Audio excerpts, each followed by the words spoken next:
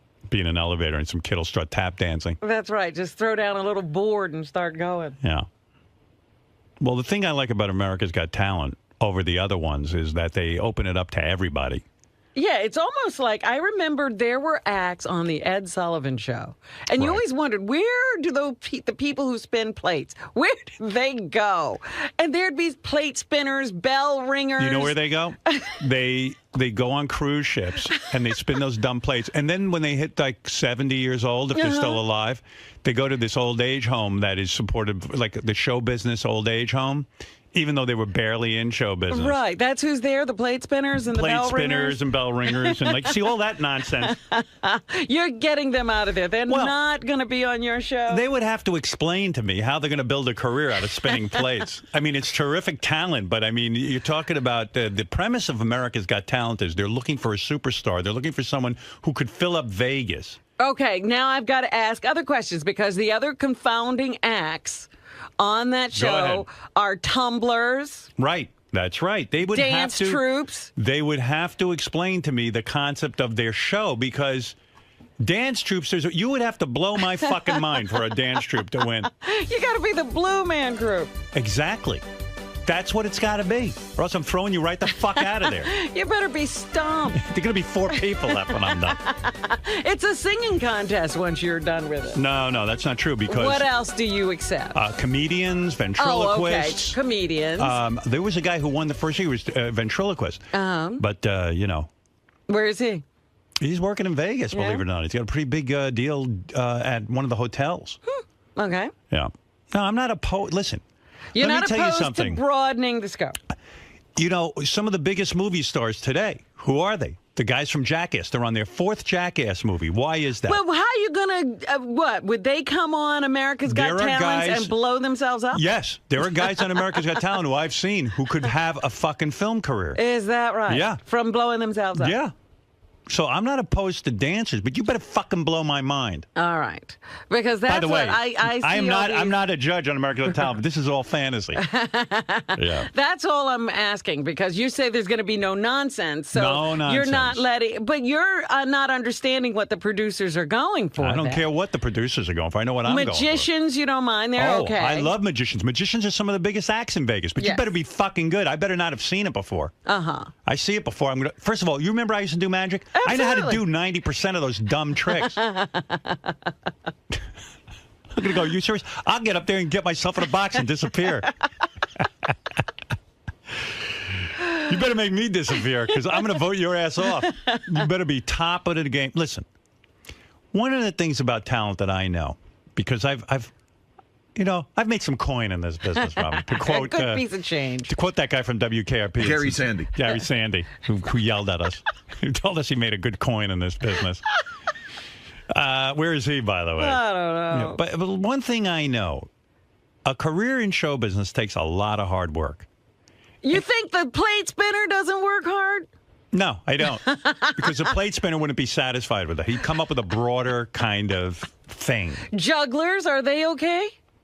If they have that rock and roll attitude or something new to the game, yes, they are in the game. All right. Listen, I've gone to Cirque du Soleil in Vegas. It's amazing, but it's only part. Everyone is just a small part. Right. It's not the whole show. That's right. If you're going to be big, you got to broaden it out and think it through. You just can't fucking be a plate spinner. Spinning Plates Productions. Nancy and I have many plates we're spinning. How many plates are you spinning now? And that was the music they always play for the plate spinners. If someone on America's Got Talent wants to go retro like this, it's cool.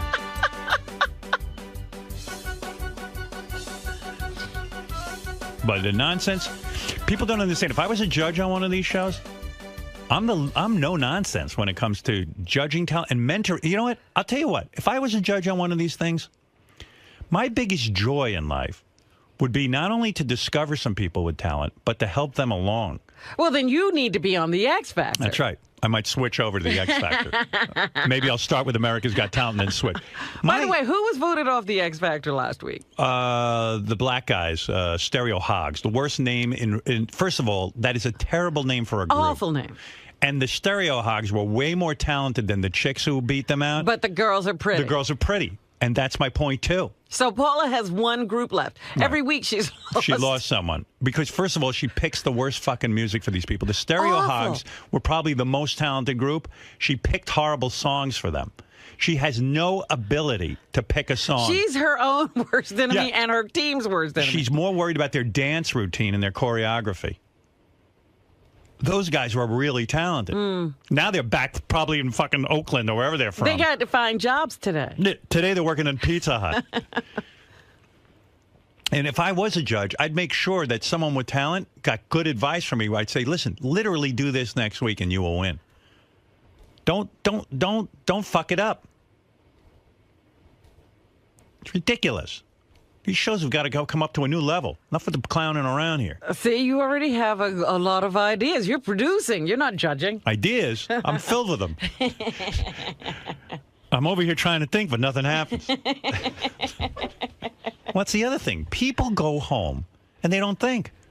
You get a shot on America's Got Talent when you're in front of 12 million plus people, and you get an incredible shot like that after being a loser your whole life.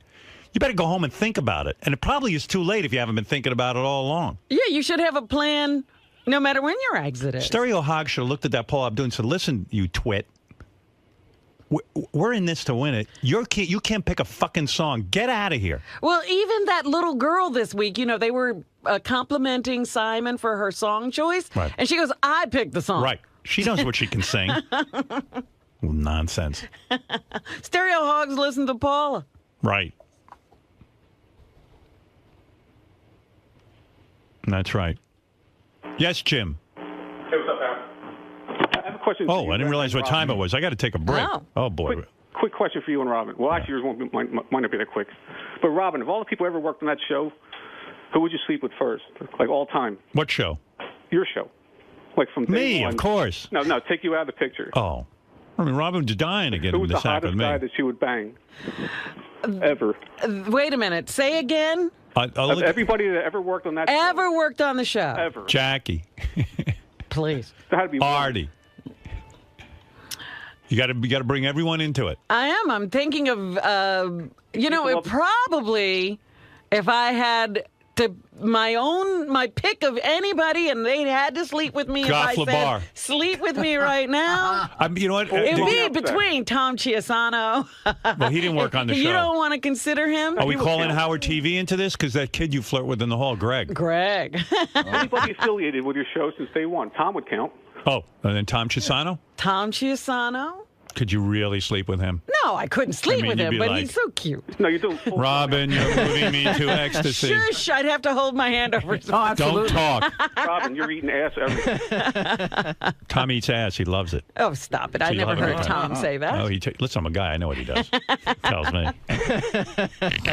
I doubt Tom eats ass. I don't know what Tom does, but really it would be Tom out of all the people. Yeah, I guess. All right. He... That's a fair answer. All right. Thank you, Jim. Anyway, no, Howard. Yeah. Yes? Oh, do you think you're an easy guy to work for?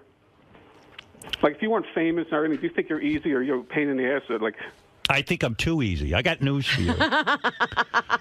Despite my on-air image. you sound like a jerk off, though, in person. No, let me tell you something, Jim. I am such a pushover. People take such advantage of me because I don't have the heart to fire them. I'm too fucking nice. Ask Gary. Gary. Let me ask Gary. Ask Gary. Hey, Gary, am I easy to work for? I mean, am I easy to work for? I think so. Listen, you want what you want, and we know what I want. How do you even know what I want? On and off the air. It doesn't even matter if they know what I want. On or off the air, am I easy to work for? Yes. The answer is yes. I think you're much easier to work with off the air. Right. The only time I'm honest is on the air. You just sound like you're very demanding, and you probably, you want what you want. No, forget it. Demanding. No? I don't demand anything. Everybody sits back there and relaxes. Doesn't sound like it. I mean, you walk through the hallways, people have to, hide. Nah, they don't have to. For 2 seconds, I want to just get off the air and go into my office. Everyone's allowed to do whatever they want around here. It's carte blanche around here.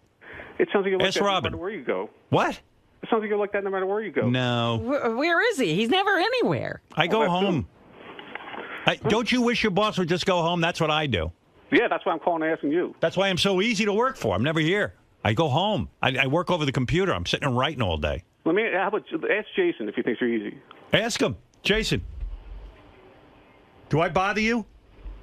No. You're the perfect boss. Thank you. You call people weird hours and ask them to do stupid shit? No. Never call anybody weird hours. Weird hours? How can he call anybody at weird hours? He's sleeping. Yeah. No, Jim, I'm such a great guy. I really people am. Who say they're great usually aren't, but okay. Anybody? No, Jim, I am. I know. Well, it. nobody's running in to defend you. That's odd.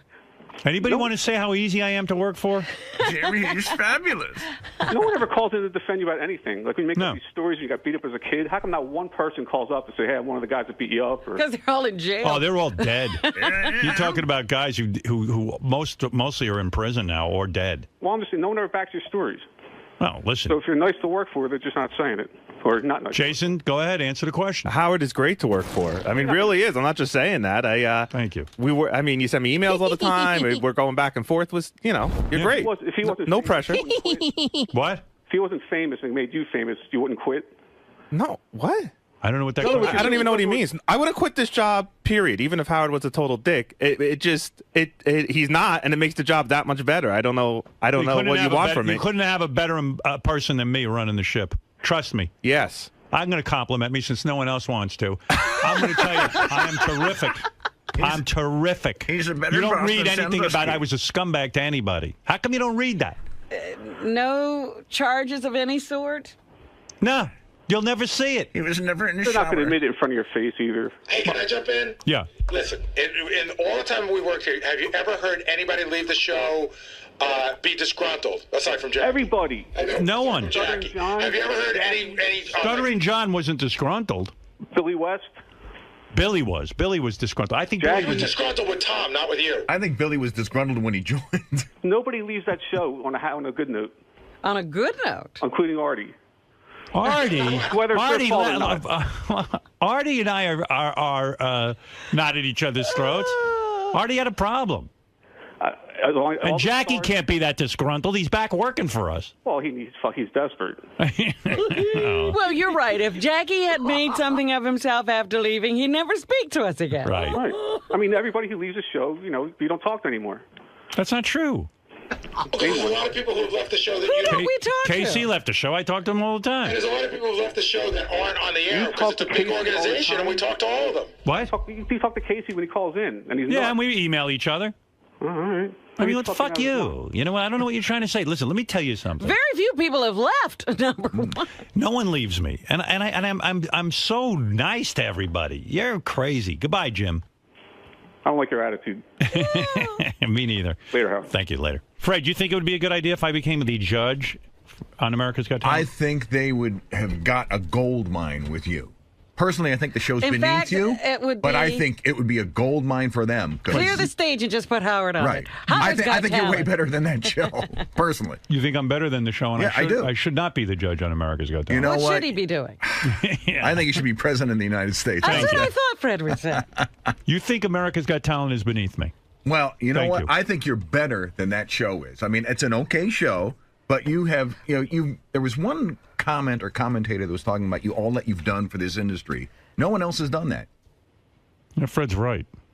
Fred was impressed when he heard that list. No, I thought this before because somebody asked me what I I'm thought too good about. for them. I really do. Although, Have them. if it's $15 million, that's hard to turn down. I mean, Howard's not responsible for the kind of talent on the show. No, absolutely He's not. simply a judge. Yeah, but I'm just thinking about the Benji, fact do you that think I should do it or am I above it?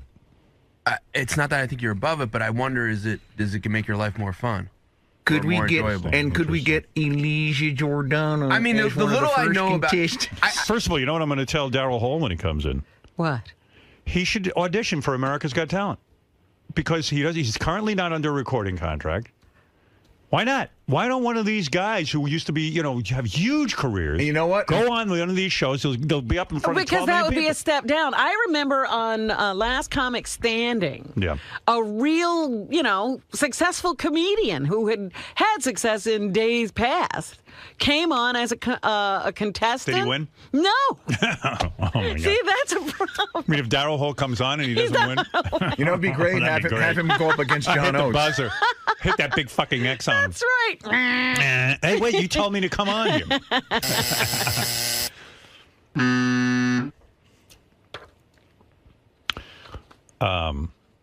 And if I was on that show and Howie started putting through those shitty acts that sometimes he does because he wants to, you know, That's the nonsense you're talking about. I just take him out in the hall and touch his hands and stuff and freak him out. Hey, Gary, what do you... Benji, you were making a point. Well, listen, if it's for the money, that's great. I would think that you're set money-wise. And creative-wise, I think you could do whatever you want in here, or you could go do it yourself. But so I wonder if you look at it as a fun thing at all, or if it's just purely a money thing. If it is, and that's what enough of a turn on for Seems you. like it might be fun though. I could totally see you having fun doing it. I don't know, like, is it 4 days, 4 extra days for 16 weeks? I don't know. Right. And I don't know if you want extra responsibility or not. Right. Gary, what do you think? It was interesting because John Hines' opinion was sort of like Fred's. He said, American Idol maybe, but this show is sort of, you're bigger than the show. Right. I was actually looking at the list of people that they found. I think they only have one person that they found, like that Terry Fador, whatever his name is. Yeah, but you're forgetting that Jerry Springer used to be the host, and of course the Hoff, and Regis one of the original judges, and the Hoff used to be the original judge. But the thing about it that I think works for you is you've always said on the air, I want to do a show where I'm not carrying the whole show. I could be a game show host or a judge where I just have to walk in and give my opinion. Right. So in a lot of ways, it's very easy for you. It's not, you don't have to sit and create 5 hours of content. But also, he's saying that he could find great talent. They haven't been finding the great talent. That's exactly what I'm saying. And can you get along with it? You can get along with everybody? No. Why bother to do that? Why should I bother to let them get along with me? Fuck them. So you wouldn't walk in like you were the new kid. You walk in like you fucking belong. Please. What did Henry Hill used to say? Police. Who has a career bigger than mine? Police. Make him a judge. I'd actually be a real judge. You would. Although I like Howie and I like Sharon, so I don't have a problem with them. But they better just get in line with me. If I was on that show, if I actually was on that show and actually going to it, I'd sit those two down and say, "Look, I don't want any nonsense." Now, do you think you'd have any issues with Nick Cannon, who seems to have some issues with you? No, I don't have any issues with him. He has issues with you. Really? No, he doesn't. Well, he says he doesn't like the way you talk. I saw a quote from him. He said, "Boy, if this rumor is true," he was like, "I can't wait to work with Howard. Finally get to meet him." I have no problem with Nick. I think Nick's a good host. He always says he likes Nick. Yeah. I just can tell he never wants to be home. The guy's got like 5 jobs. I want to sit there with Mariah Carey all day and watch those 2 kids. That's what I hear. I mean, that's not what I hear. That's what I see. Well, look, you'd be adding a job. I'd say to him, yeah, but I don't have 2 little kids at home. My kids are grown. Yeah, but what? You're going to be traveling with this stupid show. I guess. That means being on a plane. Although they did say they'd move the show to New York. Yeah, didn't you read that rumor? I read it too. But don't they go around the country doing auditions I think the in different producers do that. places? They, I didn't want to say this. They're moving the show to my apartment. And all the auditions will take place in my apartment. I have a solution to that. You get the Your neighbors must be thrilled. You get the Howard Stern lookalike to do the audition phase. Did you read the article about how you're not worth the money? I read 2 opposing articles. One said I am worth the money, and then one said I wasn't. One said, and it said it's going to cost them $25 million, $15 million to pay you, and $10 million to move the show to New York. And haven't they seen that nobody really likes you? That you're on satellite radio? Who is that person? I think Benji wrote that. Hammer, you're on the air. Howard, it's plain and simple. Stop being a pussy. Do the show. Your fan base loves you. We want you on the show. And after that, take Piers Morgan's show after that. What's he saying? I can't even understand him. I think he's saying take every show. Take Last Comic Standing, then not Last Comic Standing, America's Got Talent, then the Piers Morgan show. Take all of Piers' work away from him. Howard, we love you. We want you on the show. Make it happen. All right, Hammer, thank you. I have nothing to do with this. It was a rumor that circulated last week while I was off the air. If I had a deal with America's Got Talent, I would announce it to you. That's how I would do it. What would this big secret be? Vince, go ahead. Hey, good morning, Howard. Hey. Listen, I saw you on ET, doing the piece, and you're talking about it. And I'm going to tell you, you really do look good. What piece on ET? Huh? I didn't talk to ET. Or one of those shows. I didn't Anyway, talk to any of them.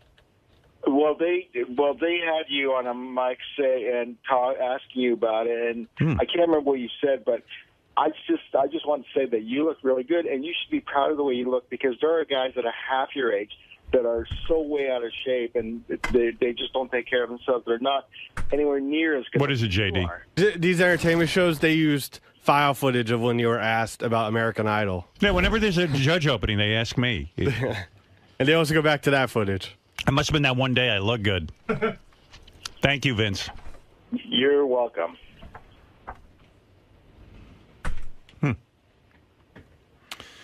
Anyway, a lot of controversy there. Ronnie, you spend more time with Howard than any of us around here. Yeah, maybe. And I know sometimes he'll either vent to you or, just have personal conversations with you. Okay. And that's why they're called personal conversations. Well, did you know that these speculations about him joining America's Got Talent were on the horizon? No. I didn't find out until I was in L.A. this past weekend. When you're riding with him in the limo, do you ask him about it? Do you try to get inside his head a little bit? Absolutely not. Nope. That's why we're together for 26 years this week, dude. And that 26 years... I mind my business, unless I'm spoken to. Professionalism has been the theme of your relationship with Howard. And friendship, but... Yeah, you got to know where to draw the line between friendship and business. You know what I'm saying? Absolutely know what you're saying. As a guy who has gone outside of his career endeavors, like you've gone outside of the, I'd say your wheelhouse. I mean, you're all over the place now. You're doing appearances. You've got possible TV deals in the books, and then coming down the pike. Do you think Howard should step outside of his comfort zone again and try a spin as a judge? Well, that's up to him, man. He's the only one that can make that decision. Not me. Not anybody else. Not even his wife. It's only him. It's his decision. Let's say nobody can influence him either. Let's say he had hired you as a special advisor, career advisor. What would you advise him to do? I would advise him to think about it very carefully and see where he's at this point in his career, that if he wants to do something like that, or he just rather relax now, kind of, and do his 3-day week here and, enjoy the rest of his life. You know what I'm saying? So your concerns would revolve around the fact that maybe you don't want him biting off more than he can chew, or wants to chew, rather. No, if he wants to relax, why take on another, demanding task? It might be something he might like to do. I don't know.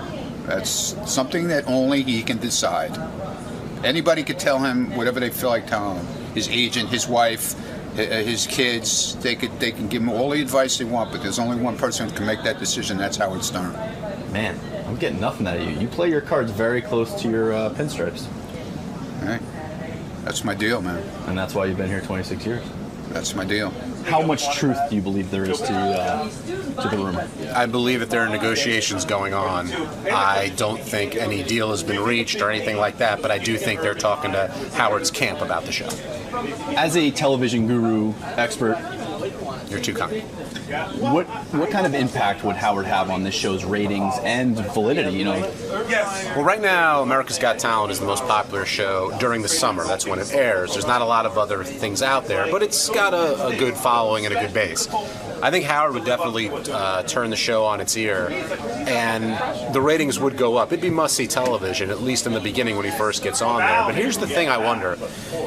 When Howard gets out there, and if he's sort of the nice guy and treats it seriously and tries to evaluate talent, I think a lot of people who don't know Howard, other than, he's that vulgar guy on the radio, will be like, oh my God, what a nice guy. He could have that sort of thing that happened to Ozzy when he did the Osbournes. Everyone's like, wow, what a nice, lovable little rock star, versus the guy biting the head off of bats. And if that happens, then that's going to change or add to Howard's audience, and that would be very interesting for, both around here and for the show. So it's a no-brainer if America's Got Talent can afford Howard, and if Howard wants to do it, then it's going to be an interesting match. So you're saying if he does accept this offer, it could endear him to some different demographics that he's not used to reaching. Absolutely. A lot of people wonder, like, who's watching Jay Leno? And you know, that audience who just knows Howard by name and thinks, oh my God, I don't want to hear a word. When they actually hear him on the show do his thing, he's going to get a whole bunch of new fans that have never really taken the time to listen to him before. And I think that's great from a career exposure perspective. But can he coexist with everyone there? If it's not the Howard Stern show, you know, he's just one of many. I'm not sure how that'll go over, and I think I'd be very curious to watch and see how it turns out. And in turn, this could, I think you pointed to the fact this could cause him to inherit some backlash from his hardcore fans. Yeah, I wonder about the fans who, you know, want a certain type of Howard who's always been there. When he's on America's Got Talent, it would be a different guy. And if you're a real fan, you know there are many sides to Howard. But if the public persona is, wow, what a sweet guy, then I think it's going to definitely light up a little bit of the fan base. Howard's never really let me into his world when it comes to business. Business is business. The radio show's a radio show. So he doesn't really bring me into that. If you were to advise him, if he said, Gary, what do you think I should do? What would your words of wisdom include? It's weird because I know he really likes the show a lot. And like Robin said, he's already watching it every week anyway. And I know he does enjoy that. He's always said, you know, I want to be a game show host or I want to be a judge because I'm that good. So on the one hand, it's validation. On the other hand, there's a lot of people that think that Howard's above that show, that show's, you know, a crappy little show compared to what his talent brings. So I would say do whatever makes you happy. Howard's moved into a place in both his life and his career where he enjoys things outside of radio. He used to have this crazy obsession with the show. Now it seems like he's equally as dedicated, but he does less days per week. Right. And he enjoys other things in life. He can relax, he can sit around his apartment, he can play chess and read. Would this be biting off more than he really wants to chew right now? I wonder that. I wonder if, you know, he seems to be in a place where he likes being out of his house out east. He likes hanging out with Beth. He likes having the time off. He worked his whole life to get to a point where he could negotiate this time off. And now he's got it, and he's going to go work again. But if it, you know, maybe something that he just enjoys. By the way, it may all be bullshit. By the way, what's your opinion? It's so hard to tell. You know, it's just so hard to tell with him. It could, you know, there's a part of me that says maybe his name did come up, and all this press is going on. And if it did, and say his name came up, and say Howard's not interested, but all this press is being generated, why would he come in here today and say, I'm absolutely not doing that, when there could be a whole week of people speculating about him? He loves that. So why would he squash that? Just like it was with American Idol. Good morning, Mr. Michael. Been 10 years. Long time.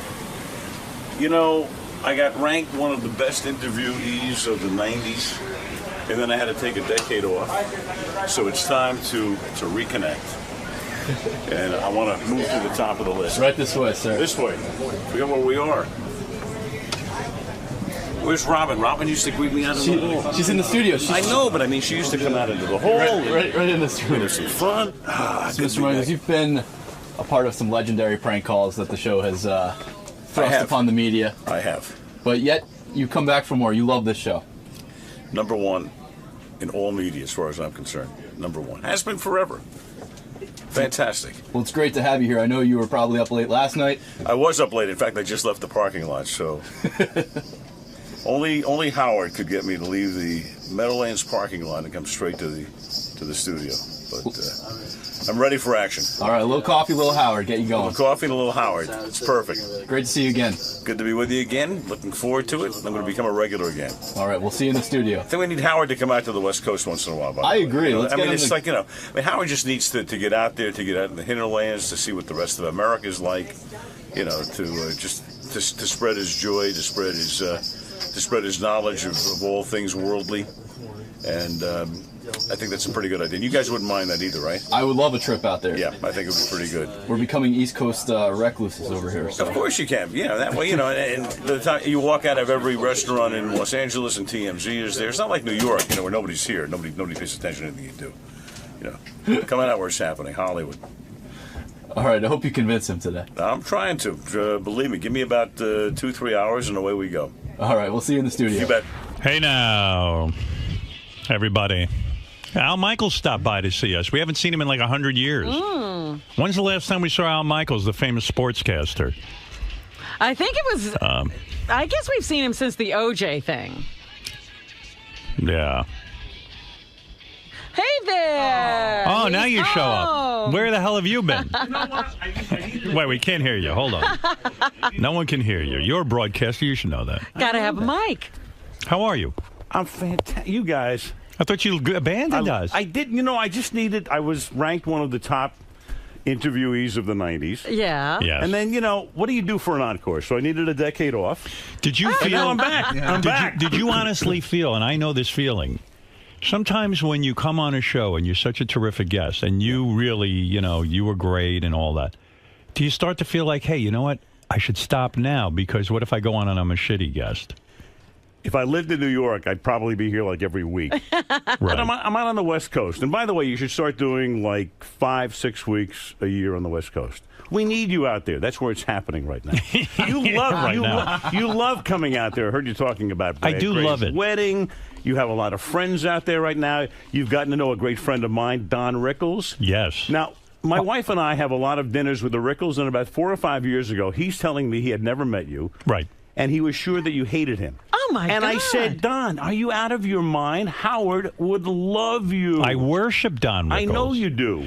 And in fact, when I had him on the show, I think he was like convinced that it was going to be a disaster because I wouldn't be respectful and Exactly. Don Rickles is like God to me. I watched this guy on TV my entire childhood growing up. He was everything I emulate when I go on a talk show. Howard, the man, how many guys have had a 60-year career? Beside me, no one. Right. That's right. He was worried about you. He was worried about Dennis Miller, who I know very well because I worked Monday Night Football with him. Why would he worry about Dennis Miller? He thought Dennis had the kind of humor that would not that Dennis wouldn't appreciate Don for what he is. He's not, has his shtick. And the other guy... Isn't it funny how Don Rickles doesn't understand how admired he is? It's incredible. Is that the curse of comedians? They just don't realize how loved they are? Well, but he's a very secure man, but you're not sure if you don't know somebody, the other guy was Jimmy Kimmel. So he's telling me about 3 guys I know, you, and I know Jimmy, and of course I work with Dennis, and I'm saying... Don, you're out of your mind. Now he's been with all of you guys. I said those guys more than any others would appreciate what you've done. If someone would have told me when I was a kid that one day I'd interview Don Rickles or go to a party at Jimmy's house with Don Rickles and sit there and talk to him, I would have died and gone to heaven. That's how important he was to me. And yet he had this whole impression of me. And I've told him a million times how much I appreciate him. I think he finally now believes it. You think he gets it? Oh, no, he does. No, we have dinner with him about every 2 months. So he's talked to you about having met Howard. It's all he talks about now. When you have dinner with Don Rickles, though, do you seem pretty secure about your whole life? But do you ever say to yourself, "Gee, why does this guy want to have dinner with me?" And do you get insecure that way? I met Don Rickles a number of years ago at a party, and he's a gigantic sports fan. Right. So I think it's a case of mistaken identity. He comes across the room and he goes, "Oh my God, I always wanted to meet you." And I'm going, he doesn't know who this is. He thinks it's somebody else. So Don says to me, he said, "Hey, the next time you're out in Los Angeles, could we have dinner?" I said, "Don, I live here." I said, "I'd like to have dinner with you like every other night." I said, "Where do you live?" He goes, "I live in Spain. I just came in for the party." And away we went. Right. And you become good friends. Do you go to his home? We've been to his home. He has a home in Malibu and one in the city. But mainly we go to Mr. Chow's. Right. And you hang out. It's fantastic. It's just and he's adored by everybody. And what you see with Don Rickles, Don Rickles is 85 years old. Mm-hmm. We Right. went to his 80th birthday party 5 years ago. And you'll see like a bunch of people, young people from Silicon Valley will come down for a seminar or a conference, and they're all gathered there, and he's sure nobody knows him, and he walks out of the restaurant, and they're screaming. And then he'll stop by the table, and he'll do the Don Rickles thing, universally loved. At Brad Gray's wedding, he got up and started roasting them. He called Brad a midget, and it was wild. Right. It was great. All of a sudden, he's into it. No, there's nobody like him. No sharper mind than that, right? I told him, I said, how great is it to go through life and you've never been one-upped? I said, when did anybody ever one-up you? Right. And he couldn't think of it. He's going to have the last word on you no matter what you say. Super brain, man. What an intelligent guy. And you wouldn't think a guy who, did what he did to Sinatra would have any insecurities at all. Remember, he had this girlfriend he wanted to impress her. He told Sinatra to come over Talk to about the table. talk about some of the big sports stories for a second. Then I want to ask where the hell you've been. The first Paterno. Day. Right. Which is a bigger story, right? Now in the history of sports, is it Tiger Woods or Joe Paterno and Penn State? Well, you've got the two of them. I never thought I'd seen a meltdown like the Tiger Woods meltdown on an individual level. Yeah. Can Tiger Woods come back? Can he come back? He'll come back. He played pretty well over the weekend in Australia. Right. But, the question became a few years ago, would he ever win enough majors to surpass Jack Nicklaus? I would doubt. In my mind, if he wins one more major, I'll be surprised. I think he'll play well. I play. What happened? I play a lot of golf. Right. And the one thing about golf, mental. Unbelievably mental. I don't want to say 90% or whatever, but if your brain is not there, and I mean, if you're a guy like Tiger Woods and you're walking around a golf course and you are the king, not the king of all media, but the king of the golf course. But the king of the golf course. Right. And there's a certain feeling, and he was very comfortable with that feeling. He'd walk around, and now all of a sudden, this is a guy who has to walk out on a course for 4 hours, and behind his back, people are going, hey, I wonder who he's looking for, and that sort of thing. So that has to play on your mind. His old man, his father, was maybe the only guy in the world who could probably smack him out of this and say, listen, you go out there and you win. But the father's gone. I mean, he's like rudderless. Is that correct? At this point, I don't know. He's a guy, he's built a wall around himself. Knew him a little bit. I did a couple of his events. We had made-for-TV events when I was at ABC that we did with Tiger. But he's built that wall around him. Look, he did something. He got away with it for a long time.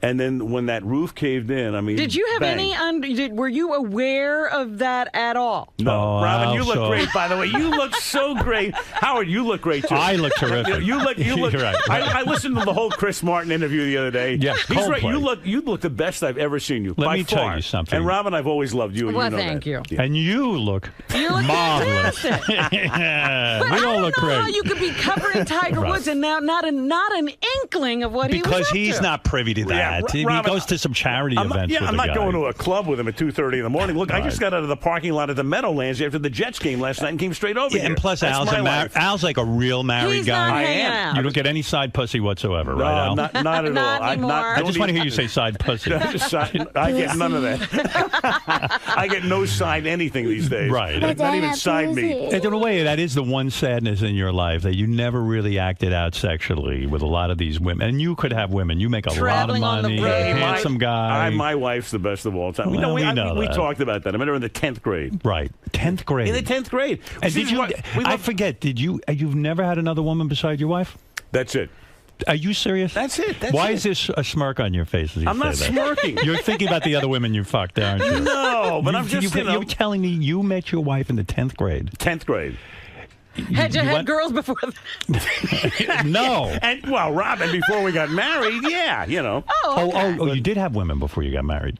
Yeah. You met your wife in the 10th grade. Correct. You guys had innocent love. We were friends, and then all of a sudden we had a big kiss when we were about 19. Oh, okay. And whoa, and that changed the whole dynamic. We went from being friends to whoa, what happened? And what happened? It happened in, in so one, you haven't one had moment. a different woman since you're 19. That's it. And now you're a man, and you're, I don't know how old you are now. Do you give your 24. age? Okay. I just had a birthday. Howard, at this point, you just stop doing this. You're decades. You don't give your age. Not really. Is that because you want to seem like a young sportscaster? I want to sign a new deal. Right. I don't want people to look. And it's in the freaking paper every time I have a birthday, which was like last weekend. See, you're being straight with me. If I hooked you up to a lie detector right now, which I'm prepared to do, right, you would pass the test that since you're 19 years old, you've had no other women. Well, yeah, I mean, if you gave me the sodium pentothal, the whole thing, wow, I should be able to pass it, I think. But you know what? But those things... That isn't a tragedy in your life?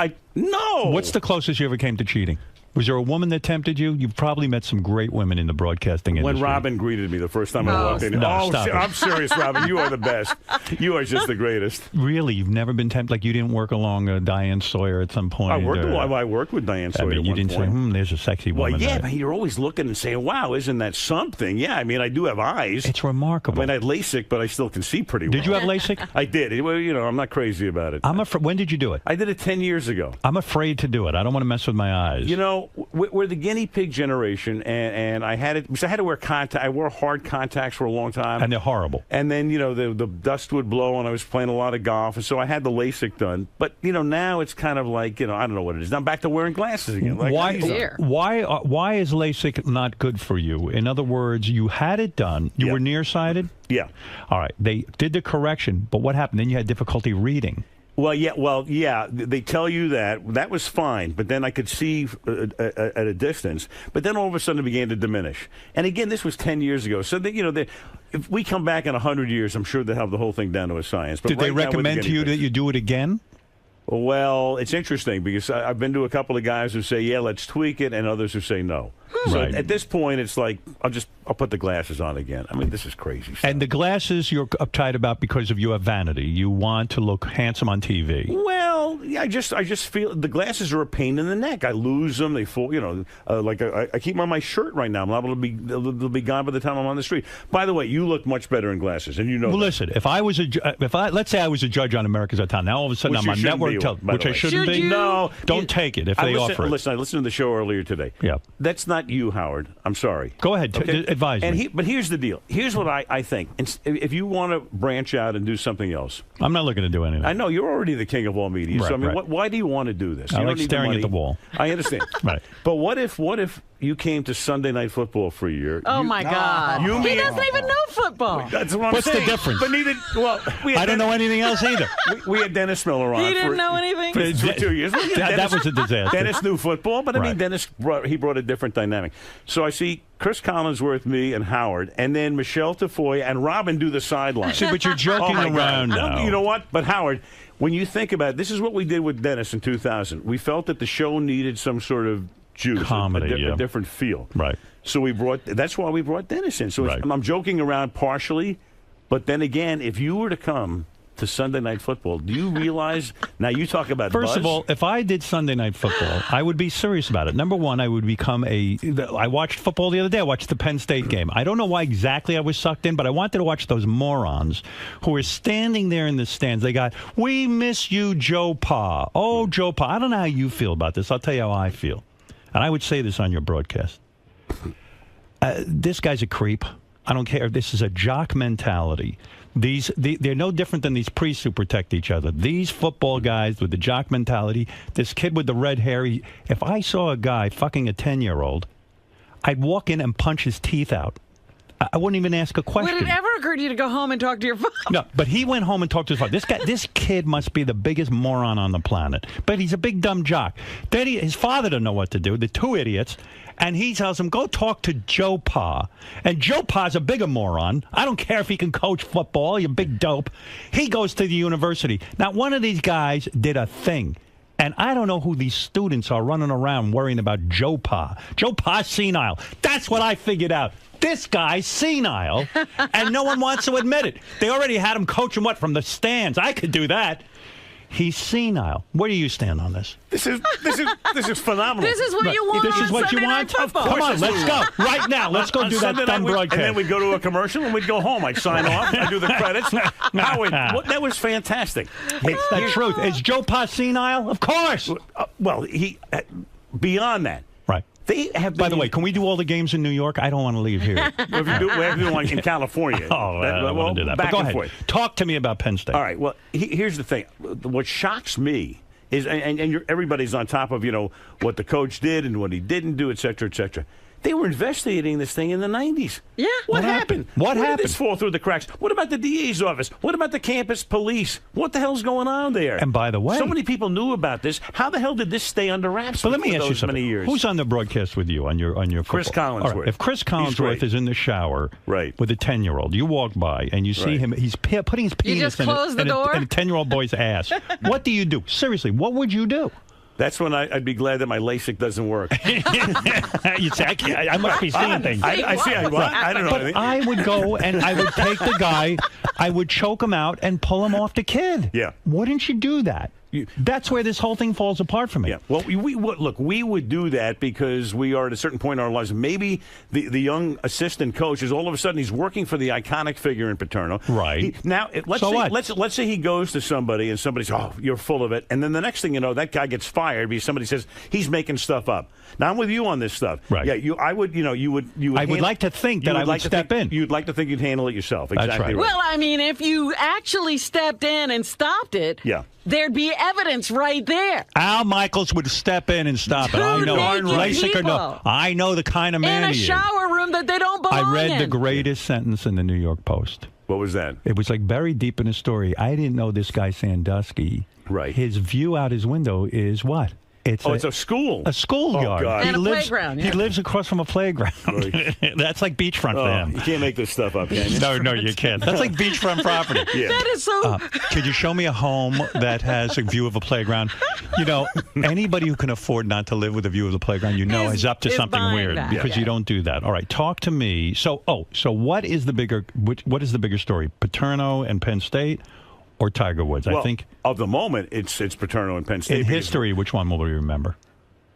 Well, I think that the Penn State thing could explode into something that involves not only just institutions but corporations. I mean, this is, I don't want to say the tip of the iceberg. I don't know, but now that this is out, I mean, Howard, you and I know stuff like this. Why do they cover up? Goes on a lot of places. Why don't they learn their lesson from Richard Nixon? No one studies history. Well, don't cover or the up. Catholic Church. You're sitting there but watching. It's human nature to think you can get away with something. Right. It's like Captain Jenks calling in on the OJ call, right? Right. He thought he could get away with it, but he had to get exposed. Someone exposed him. That's right. Lest anyone think that was OJ. It was not. All right. So OJ is actually maybe up there with one of the big stories in sports history, right? Of course. Bigger than Penn State, maybe even. He killed his wife. A huge downfall. Well, remember, now we have a tendency, whatever happens in the moment, we say is the biggest thing in history. Right. So that's the murder of the century. Was it? Right. I guess. I mean, Yes. it was. Look, we're at a time, too. I mean, they didn't have the media exist in the, first part of the century. So we don't, if something happened in 1930, it's not like it's 1990 or 2011, where it's just wall-to-wall. It's blanket coverage. That's part of the difference. Here's another guy. To comment on this maniac, Hank Williams Jr. This guy's got the greatest gig in the world. That dumb song, Let's Get Ready for the Football. Are you ready? Right. Whatever it is. Are you ready for some football? Are you ready for football? What do I know? Right. Are you ready? I'm watching Dancing with the Stars. Let's get ready for some football. Yeah. All he's got to do is walk around, and that song makes him money, ka-ching. Yeah. But he's got to open his mouth. And what was the dopey statement he said? He was the one who went on and said something about the president, wasn't Right. Right. But you know what it is, too? It's kind of like, it's like me sitting here with you. I feel so comfortable. I've got my friends here. And I'll say almost anything right now. And I could end my career by the time I walk out, onto the street. It could be, because you make it's so, I'm just sitting here. I said, this is a wonderful, this is phenomenal. It's a lot of fun. And I'm with my friends, and I can open up, and you don't realize on the other side of the microphone, you're going to end your career. Well, in a way, look at this Brett Ratner. Now, look. Right. The guy, I was watching a news report, and they were talking about he did himself in. He went on the Howard Stern show, and he talked about sex with women. And so they took him off he had made this other comment about fags, but they let him go on that one. But when the guy who runs the Academy Awards said, when I heard him on Stern, that was it. Well, he'd already been told one more incident, and you're out of here. That's right. So what did the guy really say? I'm listening back to it, and he says, gee, I have sex with a lot of women. And when I do, I make them go to a doctor and get them checked out first before I have sex with them. And this is the clip they played to show what a heathen he is. Now, I don't know. In some bizarre way, I might even think that's responsible, worrying about disease and health issues, and that he has these women. This is the guy being honest. I don't think he should have been thrown off the Academy Awards. Do you? Well, I think it was the gay slur that did it more than anything else. I mean, from what I read, Tom Sherrick, who runs that academy. Right. And, the thing is, look, in Hollywood, like in New York, all of a sudden you get pressure, somebody calls, you get emails. I mean, they caved in. In the old days, I remember, announcers get mail. And somebody used to call up and go, wow, we've got a barrage of letters. What's a barrage? 1. Right. What's a deluge? 2. Right. So some idiot sends an email, and the next thing you know, everybody's scrambling around. Oh, this is a terrible story. You're right. Something has to be done. Guys write columns about it. The next thing you know, Ratner's out. That used to be my story. Right. When I was at K-Rock and things, they would say, they were barraged with complaint calls. It would be 7 calls or something. Right. It was never a deluge. And they were all from Karmazin, too. So I mean, that's right. Right. Yeah, lately. Can I mention that name on the air? Yeah, absolutely. Just do whatever you want. Listen, have fun. Right. That's right. By the way, do you know they just cleared CBS and that whole Janet Jackson thing? They don't have to pay the $500,000 fine. How is it their fault? Right. I mean, that's ridiculous. But it took this long. It's insane. The FCC. Well, I'm with you on that stuff. Remember? Yes. Oh my God. Your career is something else because this is the way it's been explained to me. At one point in your career, early on, we're talking 100 years ago. Right. You're starting out as a broadcaster. How did you get into broadcasting anyway? Well, I loved it as a kid. I grew up in Brooklyn, went to Ebbets Field, said this is what I want to do, and away Were I you went. an Yeah, but who did you see I broadcasting? played just through high school. Red Barber and Vince Scully, who's still doing the Dodgers right now. So that was who inspired you. They absolutely. And you were very well thought out about your career. None of this happens by accident. That you were originally going to sign with NBC. And then you said to them, no, you got an offer from ESPN. Do I have this right? Well, here's what happened. I was at ABC for 30 years. And then the last 20 of which I did Monday Night Football on ABC. And then Monday Night Football went over to cable, which tells you all you need to know about, why could cable afford something that network television can't? Because of the sub fees. So ESPN winds up spending a ton more than ABC could. So now it's going to be Monday Night Football, and I'm going to go over there, but there was a guy who was kind of arranging the template at Monday night, and he did something like fire John Madden, who was my partner, the most iconic analyst ever. Great guy. The producer, the director, I'm going, what the hell is going on over here? And I'm the one guy left. So we had a lame duck year in 2005, and I agreed to stay because I couldn't make a deal with NBC.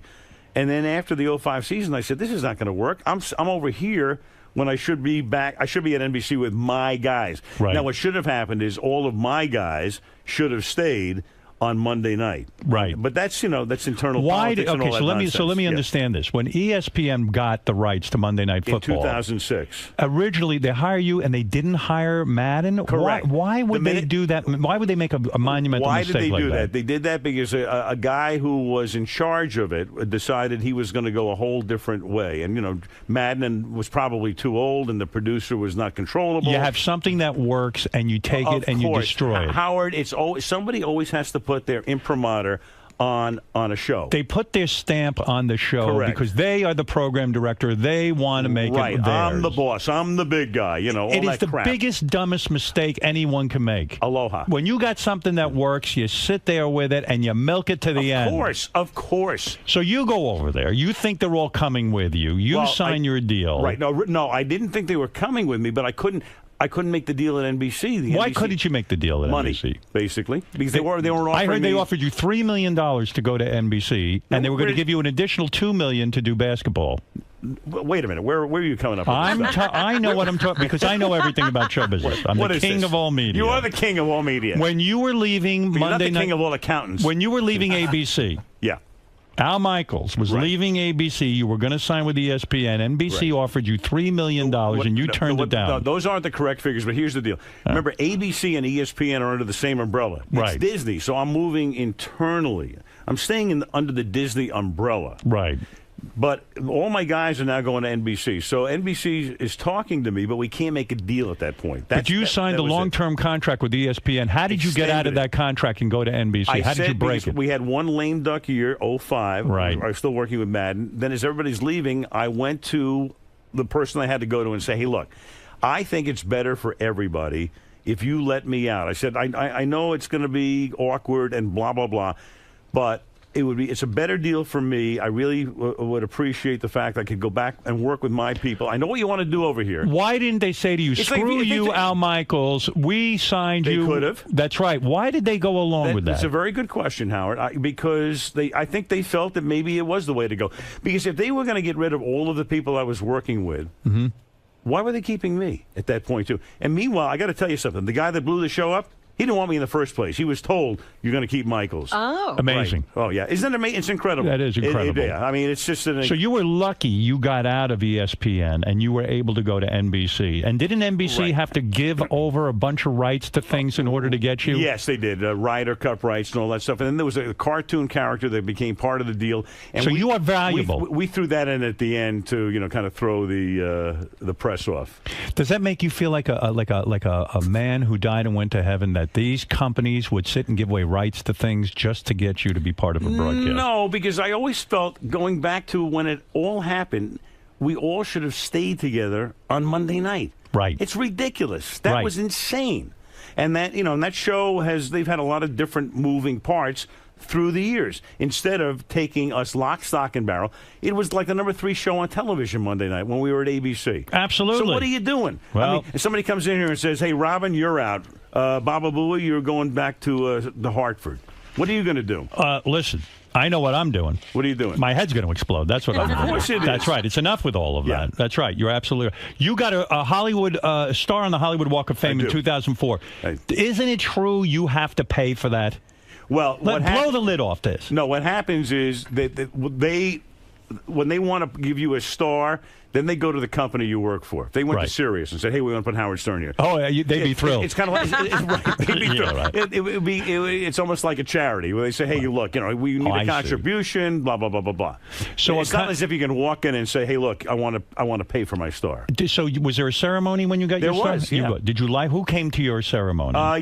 Just a lot of my friends, and I don't, I have a lot of friends in the business. Right. But, Alex Swallow, who's been in here before, a great friend of Chris Martin, by the way. You know Alex. Right. Of course. He was there, and I had him talk. Alex Swallow is a great friend of Chris Martin's? Absolutely. Who knew that? Well, Alex, Alex he hangs out with Gwyneth Paltrow and Chris Martin? Here's the deal.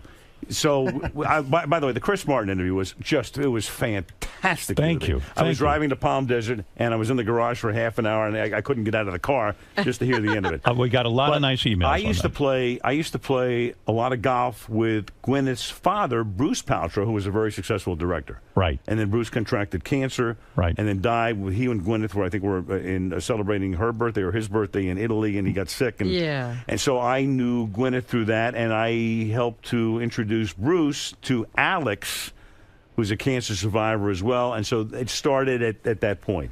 And now Alex is hanging out with Gwyneth Paltrow and Chris Martin. Alex is not hanging out with Gwyneth, but Alex knows he's beautiful he's girl, that Gwyneth Paltrow. Oh, she's fantastic. And a great lady, and her mother, Blythe Danner. And they used to be neighbors. Sexy Gwyneth Paltrow, yes? Yeah, I mean... what would you do with that? He probably watched her grow up, Howard. In a way. That's too bad. I did. That's too bad. That's too bad. I watched the Kardashian kids grow up. I knew. You did? I knew Bob. What age did her ass start to get that big? Oh. How old was she when it really started to develop? I didn't have my LASIK by that point, Howard. You don't even know. So you've never. I assume you masturbate. What? What? You never masturbated to to? Gwyneth Paltrow or Kim Kardashian, did you? Is your son here with you today? Yes, he is. I wonder if he knows if he ever caught you masturbating. No, he never did. Did he ever see you and your wife having sex? I don't think so. Who knows? Did you ever have a talk with your son about sex? Yeah, you did. Well, every father. How do you know anything about sex? You've been with the same woman for 100 years. Here's the deal. I mean, it's kind of a narrow-minded view, but whose penis is bigger, yours or your son's? That's a great question. Let me meet your son. Where is he? This is Steve Michaels? Steve Michaels. What does he do for a living? He runs Asylum Entertainment. His company produced the Kennedy series that aired on Reel's network that was rejected after. Here he is. This is your kid, huh? He causes a bunch of controversy, doesn't he? He is the number one fan. You produced, Steve, hello. Yeah. How you doing? You produced the Kennedy special. I did. The one that was controversial. They wouldn't air it. Series, correct. Right. No kidding. So you work and everything. You don't just live off your father's millions, huh? He's never given me anything. It's Never crazy. gave you anything. I want him. What do I get him? And he taught you about sex? I did see them once, which was traumatizing. Did you really? When? You When was that? Well, I'm not going to tell you. I just kind of walked in the door. You know, Is that right? Oh. I ran for the door. You walked in on Al Michaels having sex? Yeah, and I'm bigger. And you are bigger. How do you know? Come on. What position was Al in with your mother? Your mother's listening right now. Oh, that's we got to true. go back and see Forgot her. about that. What position? We're gonna go with missionary. Are you serious? Because I've talked to people kind about of popped in. I'm like, I don't know what was going on. It's like, whoa. Yeah. Stop the How clock. old were you? About 15. Oh, dear. Wow. Get out of town. You had no idea? I had no You idea. guys didn't lock the door. I didn't think you had. Oh, stop it. Well, where were you? I mean, were you I looking just was under walking the... in. I don't know. I just kind of walked in. You devil. I shut the door. Did you think your mother was being attacked? Did you almost... He was 15 years old. He pain, the knew poor what his woman. dad was up to. It's embarrassing, right? It was embarrassing. Is that something Oh, that no. traumatizes you in a sense? I mean, really gets you crazy? I mean, to think of... Because you don't want to think of your parents as sexual No, it's beings. disgusting. I still can't. Oh, come on. You had no idea. I mean, Zero. what was dinner like later that evening? Were you able to see anything? No. I kind of saw. So you don't know what position they were in? I think it was missionary. Missionary. The covers Leave it out, were Mike. They're There was some movement. I don't know what was going on. I don't even know. How did I get here? I knew Al was a missionary guy. I have to warm up. It's a starter set. Do you remember your father teaching you about sex? Do you remember the talk? No, actually, I don't think we did. Maybe now's a good time. Who's going to talk to who? Do you believe your father has been faithful all these years? I mean, it's unbelievable. 100%. You think he's straight as an arrow? Yeah. It's unbelievable, right?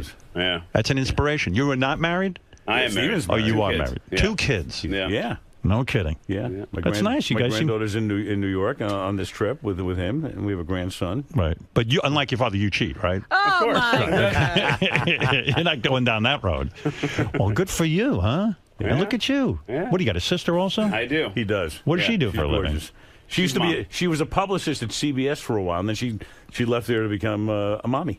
No kidding. Yeah. Oh, 2 nice I told kids. her about this. You actually like your dad? I do. Oh, wow. That's why not? What's not to wonderful. like? I mean, listen, you play your cards right, you'll inherit the mother load. That's the idea, right? If my father was an earner like Al Michaels, I You'd would be good to him. I'd kiss his balls. Ben. I'm not going to kiss his ball. Now, has your sister seen your parents having sex? Oh, No. dear. I mean, what's with these two? Can't they close the door? It's almost like they want Put it. a lock on that door. Come Pretty on. wild. It's like Jay and the Americans. Let's close the door and throw away the key, right? Do you ever lock the door when you're making love to your beautiful wife? These days? Yeah. No, it's nobody's home anymore. That's it. It's just us. Free He's love. hoping somebody comes back and walks in.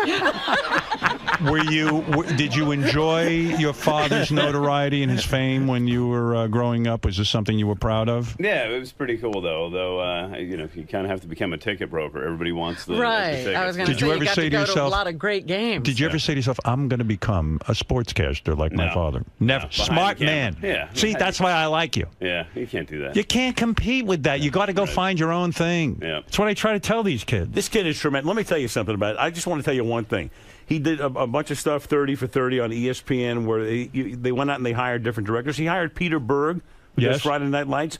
Peter Berg called me after we worked with Steve and said, your son is the only honest guy in Hollywood. Wow. Now, is that the greatest compliment a father can get? I can't believe I finally met an honest guy in Hollywood. Yes. How do you know your penis is bigger than your father's? Have you seen your father in the shower? No. You guys ever golf? Yeah, maybe, well, not in a while. I mean, it's been probably since high school. Yeah. But again, that's traumatizing too. So Right. And you are bigger than your dad, huh? Oh, for sure. Yeah. Right. Wow. I'm not bigger than my dad. My dad's got me by 3 or 4 inches. Even at this point? Come on. Yeah. I'm telling you, even shriveled up, my dad's way bigger than me. Get your mom on the phone. I want to hear about this. By the way, you two have the same voice, don't you? It's a very. You could probably take work away from your father, couldn't you? Or Billy West, yeah. That's right. Or Billy West, right? Billy West could do it too. The only thing that Al Michaels wants to tell us and remind us about is that on Sunday Night Football, he is there. Sunday nights at 8:20 on NBC.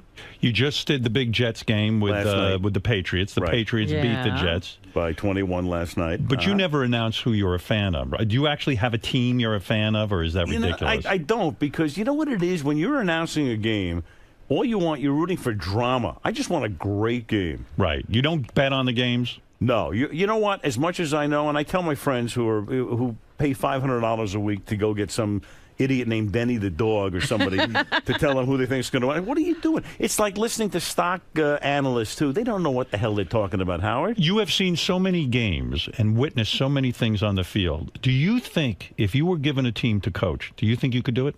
Coach a team? Yeah, coach a team. Actually bring a team along into the playoffs and eventually win the Super Bowl. Do you think you could actually run a team? No. You couldn't? No, because you need CEO skills. I don't have those. You don't have it? Well, you and I are the same. I mean, our business is, we're in the talent, we're in the creative end. Yes. See, to me, there's a huge difference between being creative and knowing business.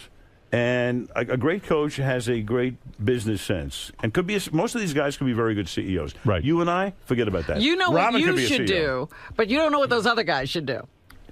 Right. Yeah. And nor do I want to, have to go there 16 hours a day and and watch and be responsible for all of these people. When you watch these games, do you ever say to yourself, "I can't believe how dumb this coach is"? Like, do you really see idiots? Well, what you see decisions that would be classified as dumb, but then What is the big decision? Well, yesterday wasn't in that Atlanta game. Was that a dumb decision? As it turns out, yeah, that's the great thing about sports. The guy made a call. The coach of Atlanta went for it on 4th down in overtime. Didn't work. But, that's one of those things. Oh, what an idiot he is a day later. But if it works, what He's a genius. hero, yeah. What guts this guy has and all that. So you don't feel the guy is an idiot? No, I know him. And, I mean, he made a call. He made a call that he thought was right, and it turned out to be wrong. Right. These guys are making a million decisions a week. What's going on with the NBA? They ain't playing at the moment. Who do you side with? I always side with the players because I think talent gets screwed. What is the deal? 50-50 is not good enough? What's going on Yeah, there? it reaches the point, at the end of the day, it's like who has, speaking of the bigger, right? That's what it comes down to. Right. Who wants, I mean, they're close enough, and football was close enough, and then people are going, well, what is this all about at the end? And I think you lose sight of the bigger picture. I haven't asked Stephen a question in a while. When you witness their sex, your parents having sex, how long did it go on for? I mean, can this guy hold out in the sex? Stay there. Well, who knows? He knows. I only saw about a second of it, but it lasted a lifetime. In my It's still going on. Was your mother making noise? Yeah, there you go. Nothing, right? She was quiet. She was quiet as could be. Lupe, yeah. You didn't have any clips of that? Was she quiet or was she noisy like Little Lupe? I think I'm going to go a little quiet. A little bit quiet. Yeah. Sorry, Al. That's not. She was gay. Well, that's quite a story. It's unbelievable. Well, listen, Al Michaels, I love you. I don't know why. I don't know why it's been so long. Between visits. I just haven't. I don't get to New York that much. All right, listen, you're a busy man. If you're not around, Steve, you come in. Somebody should be here representing the family. We need to be here on a regular basis. Watch Al Michaels on Sunday Night Football. Sunday nights, 8:20 on NBC. Al says if the rumors are true that I'm on America's Got Talent, he says the show's not big enough for me. Wrong move. Right. Not wrong move, Steve. Howard, don't do that. I'm telling you right now. Steve, Steve, what do you think? America's Got Talent? Yes or no? Should I do it or not? No, I think that'd be jumping the shark a little bit. Jumping the shark. Don't do it. Don't be on the show. No. It would be a bad career move. Mm-hmm. Keep doing what you're doing. What Interesting. Do you need it for? What do you? I mean, really? Why? Because I need to find talent. Listen, first of all, these rumors. Every time a judge disappears from a show, they mention my name right away. Yeah. Right. Well, now, yeah. First of all, if in fact America's Got Talent really wanted me for the right deal, I would be terrific as a judge. You'd be fantastic. Now, why would I be terrific? Because I really am serious about finding talent. I could offer something. I don't clown around. You hire me to do a job, I do the job. I'll find you some talent. I'm not going to find you some guy who's a Frank Sinatra impersonator. The reason I think he should do it is because he's watching the show anyway. I might as well work. I might as well get paid. You can watch the show on your couch in your underwear, but I mean, to actually work on the show, you got to go there, get dressed, do the whole thing, blah, blah, blah, do the interviews. How hard could it be? I mean, you sit there and what do you need it for? You getting up at 4 o'clock in the morning? I heard you the other day. You're tired of getting up at 4 o'clock in the morning, so now what are you going to do? If I'm a judge, would you audition as a singer? Can you sing it? Of course I would. You would. Of course I would. Let's lock the door and throw away the key. Ba-ba boom boom. Yeah. Well, you should have done that for your son. Busy with that wife of yours. Good for you. You're very macho. What is it? Okay, Ralph. Real quick, Ralph wants to talk to you. Go ahead, Ralph. That's right. Go ahead. Hey, you and Collingsworth are great Monday Night Football, but Sunday Night Football. Sunday night. Yeah, but I do miss you guys on Monday. It was like it was so classic, and ESPN commentators just blow. It's not the same. It's just awful. But what I'm wondering, how come you're not? Is it an NFL rule that you can't say who you pick? I mean, I know what you're saying, like you don't want to put it out there, but like when Collingsworth does Inside the NFL, he won't say who he's picking on Sunday night. In other words, you don't make a prediction on games. No, I mean, to me, it's worth it. You know what? Some shows do. Collinsworth feels, and Phil Simms is on that show too, and he doesn't pick the game that he does. What's the point anyway? You're going to watch the game, and you'll see who wins. Watch the game. Well, but and then some fans think, "Oh, he's against our team." It depends. The smaller the city, the crazier they get with the announcers. And we are, we're the messengers, so we're the ones that get slain. Their team stinks, we stink. Ralph, is Al Michaels the best announcer? Al Michaels is excellent. I don't know anybody better. Wow, You're from my man. Ralph. From Ralph. From Ralph. Ralph's From a guy who knows nothing about sports. Well, there you go. All right, another quick question because Al's on a very busy schedule with his son. Go ahead, Jim. Not really, but hey, no, I'm just trying to make it sound like you got something going on. All right, Jim, go ahead. Hey, Al, do you consider Boomer Esiason the biggest jerk you worked with on air? Your son is nodding yes. Oh. Steve, He why? is. He is. He's saying you consider Boomer Esiason a jerk. Is it right, Steve? True. True. Is Boomer a jerk? Not to get you in trouble. No. I had him for a couple of years early in his career, and I did the best I could to help him. Why will your son say? Your son obviously knows that you think he's a Boomer went out, blasting me, and still does from time to time. Yeah, he does. Why? I don't know. I don't know. They do a show on New York, and I heard them one morning talking about that he just doesn't get along with Al Michaels. And to the point where he's not even going to talk about it anymore. How do you not get along with Al Michaels? I don't understand. What's the rub between you two? I don't get it. I don't get it either. So, hey. You like him. Howard, I've worked with 100 different animals. Are you going to say fuck Boomer right now? No, Go ahead. Steve, not even do you ever hear him serious. curse? Do you ever hear him say anything? Oh, yeah. He does. Sure. Oh, at home, he's a monster. Absolutely. Right. How often did he beat you? Only a few times in the belt. Oh, get out of town.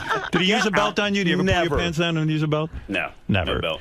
But you've heard your father say words about Boomer. Right? A few times. Do you get angry when someone criticizes your father? I mean, he is your dad. I think it's only been Boomer. Right. Does he ever badmouth the GIF? No. Never. No, Okay. All right. That's nice. Jim, quickly, a quick question. Go ahead. Yeah. Also, Al, did you see Gary's shitty ass first pitch? At Shea Stadium that time? Yeah. Did you see on YouTube? You saw Gary's pitch. Absolutely. What? Here it is again. We've seen it many times. Here's Gary. A guy. He should have been able to do it, right? I mean, it's one of the worst first pitches ever, right? Gary was probably very nervous. I'm not sure Here Gary, it is. Here's Gary the wind warmed up. Yeah. Yeah. Well, maybe he was trying to deck the guy. I don't know. You're right-handed. You throw inside to a right-handed batter, I guess. Do you ever throw a ball? I mean, it's not that hard. Do I right? throw a ball? Yeah. Do you know how to do it? I have. Yeah. Have you ever seen a man throw a ball? And he's coaching children like on that. That's an errant toss. That's the way I would look at it. That's right. Steve at home was out secretly laughing at that a lot. And he just doesn't want to say anything. A little bit. What was more traumatic, seeing Gary's pitch or your parents make love, Steve? That's kind of a time. Well, anyway, listen, the great Al Michaels and his son Steve. And what are you working on now, Steve? You got any projects coming up that I need to know about? We're still recovering from the Kennedys, but yeah, we've got a number of... that was you took a beating on that one, right? We did. No, actually, we didn't. It was great. The History Channel was tremendous. And right. Yeah. They were originally going to run it on network television. And the they History took it Channel off. people, they were heroes in this thing, by the way. Yeah. 100%. Who were the people that got the Kennedy story off the air? Let's be honest. Who was it? I'll go with Caroline and Maria, off the record. Off the record. Off the record. Perfect place to be off the record. They were friends in high places that didn't. You're saying that whatever the take was that you had on the Kennedys, Caroline Kennedy and Maria Shriver somehow got together and put pressure on who to take it off the air? That's my guess. Listen, we weren't involved in all those decisions, but it certainly seemed that way. I mean, that's how the story was told out there. What network ran? Was it the Reels Network, who have also been tremendous. Right, Stan Hubbard. Stanley Hubbard, right? It was originally going to air on ABC. Am I correct? History Channel. History Channel, right? Which is run by ABC Cable, right? And so someone picked up the phone and got that thing off. Hello, they did. Were you ready to hang yourself after doing all that work? It wasn't great, but then we found our savior in Reels Channel. They finally put it on the air for us. All right, and as soon as I learn where the Reels Channel is, I'll watch it. It's with a Z. Who is the worst person? Somewhere. Who is the worst person in the Michaels family? Caroline Kennedy or Boomer Esiason? Al, you first. Me? Yes. Who do you dislike I most? love everybody. At this point, Howard, come on. At this point Steve, in who's my worse, life, Boomer or great. Caroline? They've both been a lot of fun. All right. Well, that's sad. You see, there's a lot that goes on we don't know about. Yeah, but hey, look, it's at a certain point in your life, it's just. I always care. You do care. That's right. You're too on top of this stuff. I always hold. I love right. the way you cut. Howard cuts right to the nub of it. Oh, he knows exactly what's happening on Gets the right inside in of, there. of everything. Like a surgeon. What else? But do I have Robin, to you do? are Robin. I just love. I cannot tell you how much I love Robin. Well, who doesn't love Robin? She's America's sweetheart. sweetheart. She is America's I don't sweetheart. think Boomer is on. Watch Al Robin, Michaels. You're going to live to be 190 because you love to laugh, and I mean your laugh makes me laugh. Oh, thank you. You're just the greatest. Watch Al Michaels on Sunday Night Football, Sunday nights at 8:20 on NBC. And Steve is trying to figure out what to do after the devastating loss of his Kennedy special that went on something called the Reels Network, who were real heroes. Was this better than talking about Lyme disease for 20 minutes? or what? Yes, I loved it. I love seeing you. All right, we'll be back right after these words. The great Al Michaels and his son Steve. It's been way too long. Oh, my God. I was going to bring it up, but does Peter King have a beef with you as well? No, that was years ago. Mike, Howard, that was great, man. Thank you for coming in. Oh, my God. I left your mic. Thank you. I apologize. No. Did he say something when the mic was open? Yes, he did. Good to see best, you. the great. I'm so glad you came back. We missed you. Yeah. Steve, you made your debut in historic fashion. A lot of fun. Do you regret breaking that story?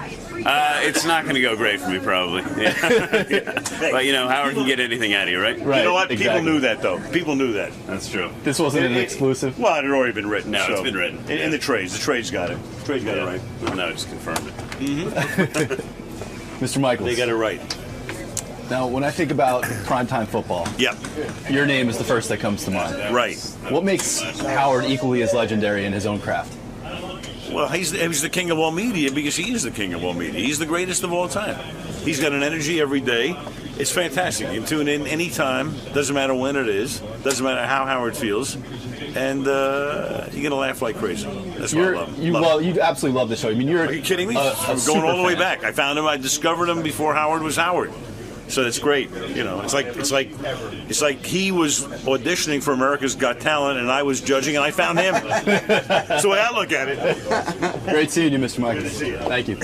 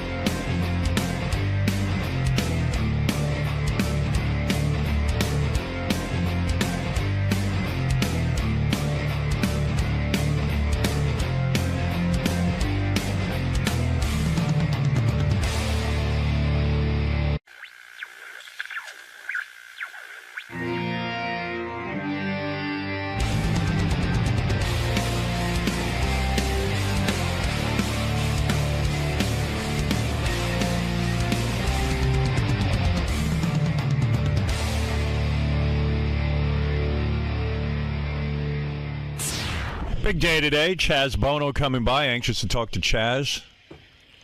See what's happening. Now, you will stay in the male pronouns when you're talking Absolutely. I'm not like his mom. I understand he wants a certain respect, and he wants to be called him, and that's it. I go along with it. Listen, whatever anyone wants, I do. You're easy. I'm easy that way. I mean, who cares? That's the problem. Cher just forgets. When you raise a daughter, I mean, you only know Chaz for how long?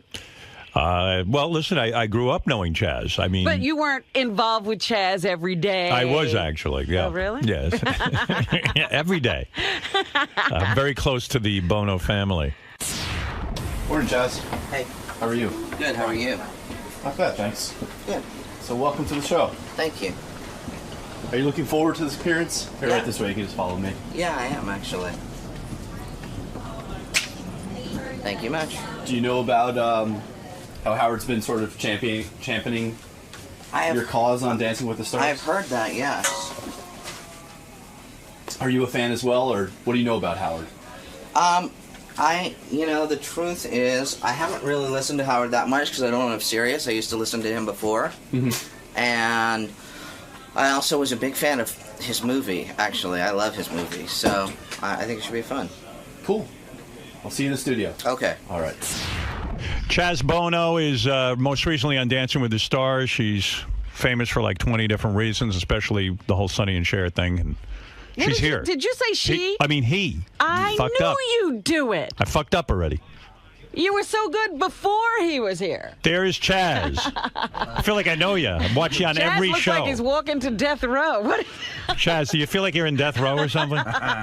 No, it's all right. Should I? No, be comfortable, please. Okay. Good to meet you. Good to meet you. It's weird seeing you because I've been watching you on Dancing with the Stars. Then I watched you on the Oprah thing, the Right. documentary. I feel like do people feel like they know you? I think they do, yeah. And I think Well, we feel like we watched you grow up, of course. What, you're like segregated in a booth. What's that Absolutely. about? We believe in segregation. Okay. well, with all that testosterone throwing through your I male don't body, wanna be in there. I didn't want you near Robin. I didn't know how you could handle it. I can handle it, I think. You know, it's so funny when I hear you talking about testosterone and how it really has changed you. It is a fascinating experiment in a way because not that many people get to experience that. No. Both the life with estrogen and the life with testosterone. It's true. I mean, I think, I have insights that, most people just don't have. Yeah, because when you said, this really hit home for me. You said, I started taking testosterone and I realized how yappy women are. Like it never hit you before. Like you used to be able to tolerate all of that. Stuff rolled off my back a lot easier before. Is what I'll say. I remember in the documentary even that your girlfriend said, you were... she's, she will drive any man crazy. Right. So, she's yappy. She talks constantly. I mean... And you found before the whole testosterone thing that you could really understand her feelings a little better and listen to this talking. I could tolerate it. You could tolerate it. I mean, I never, I was never a terribly emotional person, but stuff just really rolled back off my back easily. Yeah. And now it's a little, sometimes I'll just be like, honey, do you ever not stop talking just for a little while? Well, I think about it too. Like I'm trying to think of all the things that testosterone would be different. Yeah. Like do you find yourself like? Did you used to be? I was talking to my wife about this. I don't know if you met her out there, but I did. I said, I'm gassy. And like I have to run out. And do you find yourself being less sensitive to that? You just blast one out, and I am a little less sensitive to that stuff. I mean, I remember, early on in my transition, and I went to see a Broadway show here, and I was in the bathroom during intermission, and the guy next to me was farting so loud. I literally started laughing because I was thinking a woman would have to be dying to do that in a public bathroom. Just like absolutely dying. And this guy had no problem. I mean, I go to men's room. Now listen, I was born a guy. Right. I cannot take when these guys are shitting in a men's room. I would much rather go to the ladies' room. Well, sometimes it's really amazing to me because they will describe, the guys are making noises. And, like that is something women just wouldn't do. They'd wait to be home. Absolutely. So you're getting to experience all of these different changes. I was thinking about you coming in, and I said, the thing that I think probably people don't realize about you the most and actually, before I even tell you that, this whole Dancing with the Stars thing. Yes. I was so disgusted, and I've had Keith Abelow on the show many times. Dr. Keith Abelow. I've had him on the show many times. We even had him on the show after that. Yeah, he seemed like a pretty reasonable guy, And when he came out, here's an educated guy and stuff. He's on TV a lot. And he comes out and he goes, I don't think Chaz should be on Dancing with the Stars. He's going to turn everybody gay and all of this shit. I became very offended. I became your biggest defender because this is offensive to me. Well, thank you. Yeah, I mean, what is this like? When you announced Dancing with the Stars, did people make death threats? I got a couple on Twitter. I got some death threats. Yeah. Did you expect it, or were you? I was expecting a little something, of course, but it turned into something that I didn't expect. And then, kind of on the opposite side, the positive response as a result of that, I never expected. Wow. So it was like suddenly me being on this dance contest turned into something much bigger. Yeah. Well, you know what? It is bigger because I was saying, gee, it's going to be interesting when Chaz goes on Dancing with the Stars because you rely on America's votes. Right. And if you read the newspapers and the reaction to you going on the show, you would think you would get 3 votes because a middle America would have said, fuck you, Chaz. No way we're voting for you. And lo and behold, you weren't the greatest dancer, but America put you through because they felt something for you, right? Yeah. You became a sympathetic person to them. Yeah. That's shocking to me. In the same way that we have a black president is shocking to me. Right. I think it was kind of shocking that you even got votes. Were you anticipating getting thrown off the first week?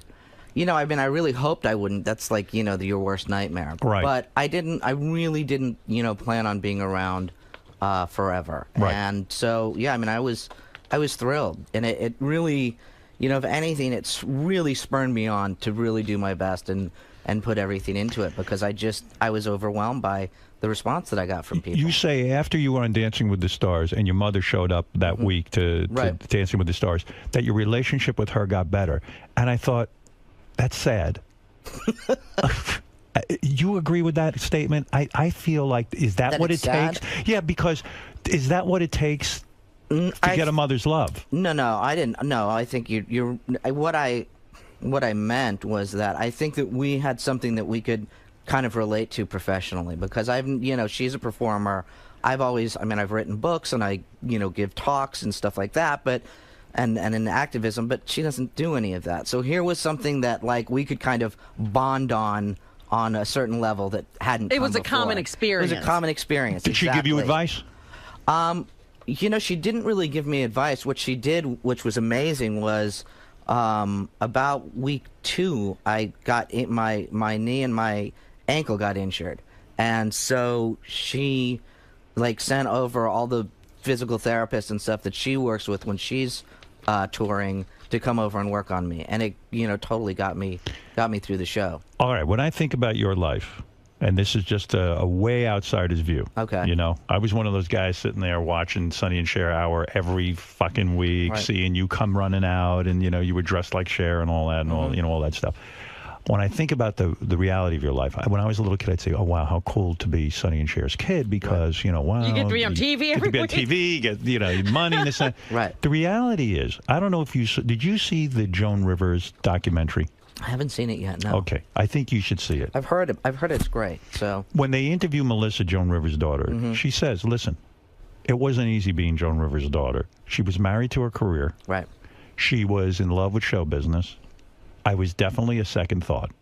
That's just the way it is when you're the child of someone in show business. Right. The narcissism level is off the roof. It's off the hook. Right. And you're really not the most important thing in their lives. That was that kind of vibe. She didn't put it that way.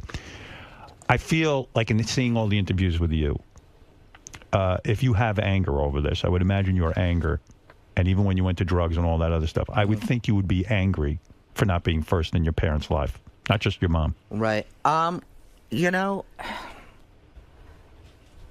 a certain point, I think you just accept that, and that's how I grew up, with both of my parents having this huge career that was a priority, and it was. Did you feel abandoned? Did I feel abandoned? No. I was, the way that I dealt with it was I just tried to kind of be as little trouble as possible, and it took stay out of the way, so to speak. Stay out of the way and just let them do. And my dad wasn't. By the time they got divorced, and I was, getting a little older, and I don't have any memory of them together. Right. My mom's career was taking off. My dad's didn't really. So I was actually, the time that I spent with my dad was much more, quote unquote normal kind of stuff. And your dad was more accepting of your sexuality, and yet the last year of your dad's life, you did not talk to him, and I understand why. Your dad was a politician at that point. Right. He came out against, I think it was gay marriage. Yep. Like he had a chance to make an impact with gay marriage. Right. And you said, you know what? Fuck you. I cannot talk to you. Because how can you do this? I am your daughter at that time. You were a daughter. And you said, I'm gay, and you're voting against my rights? It wasn't quite as strong as that. But here's the thing. I think we both...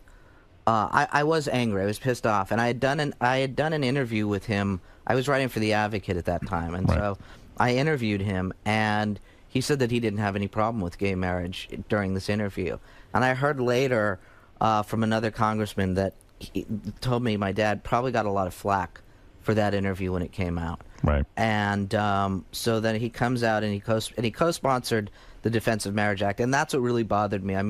I knew that he would probably have to vote for it, and there's a certain amount of politics, which is why politics is so messed up that you have to follow the party line and everything. Right. But the fact that he took the extra step and co-sponsored it is what really pissed me off. Well, it was like a personal smack in your Yeah. face.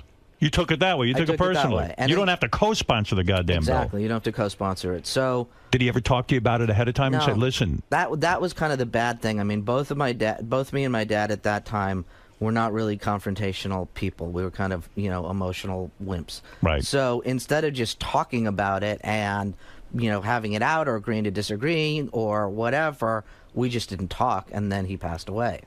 so is that like a great regret of yours, or do you put it in its proper perspective? You were absolutely right to be angry about that. I think it's both. I mean, I was absolutely right to be angry about it. I mean, you can't help your emotions. I wish that I'd handled it differently. Did you go to the funeral? Of course. But was that weird? Did anyone come up to you and go, you weren't even talking to your dad, you gave him great heartbreak and blah, blah, blah, blah, blah? No, not No at one laid a all. trip? No. Everybody was really nice, and it was, so at the time I did, but it wasn't just me. I thought both of us, what a stupid thing we did. And, right. And Takes two to tango. Exactly. Yeah. So I was like, God, we should have just, talked. What a stupid thing.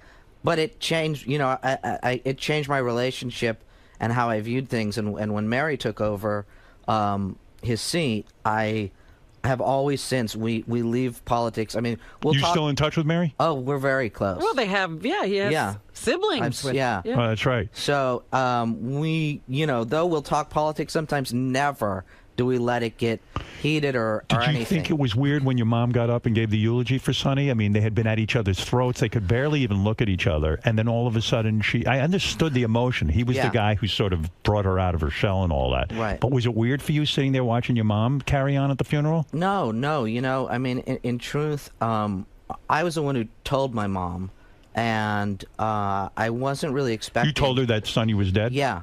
They said, listen, Chaz, you better be the one to tell her. No, not even that. No, Mary called me and told me, and I was like, okay. And I was like, well, I got to let my mom know. She was in England at the time, and I actually called my aunt, her sister, to get a number there. And my aunt was like, she's going to be really upset. Do you want me to tell her? And I thought, no, it's no big deal. I'll tell her. Right.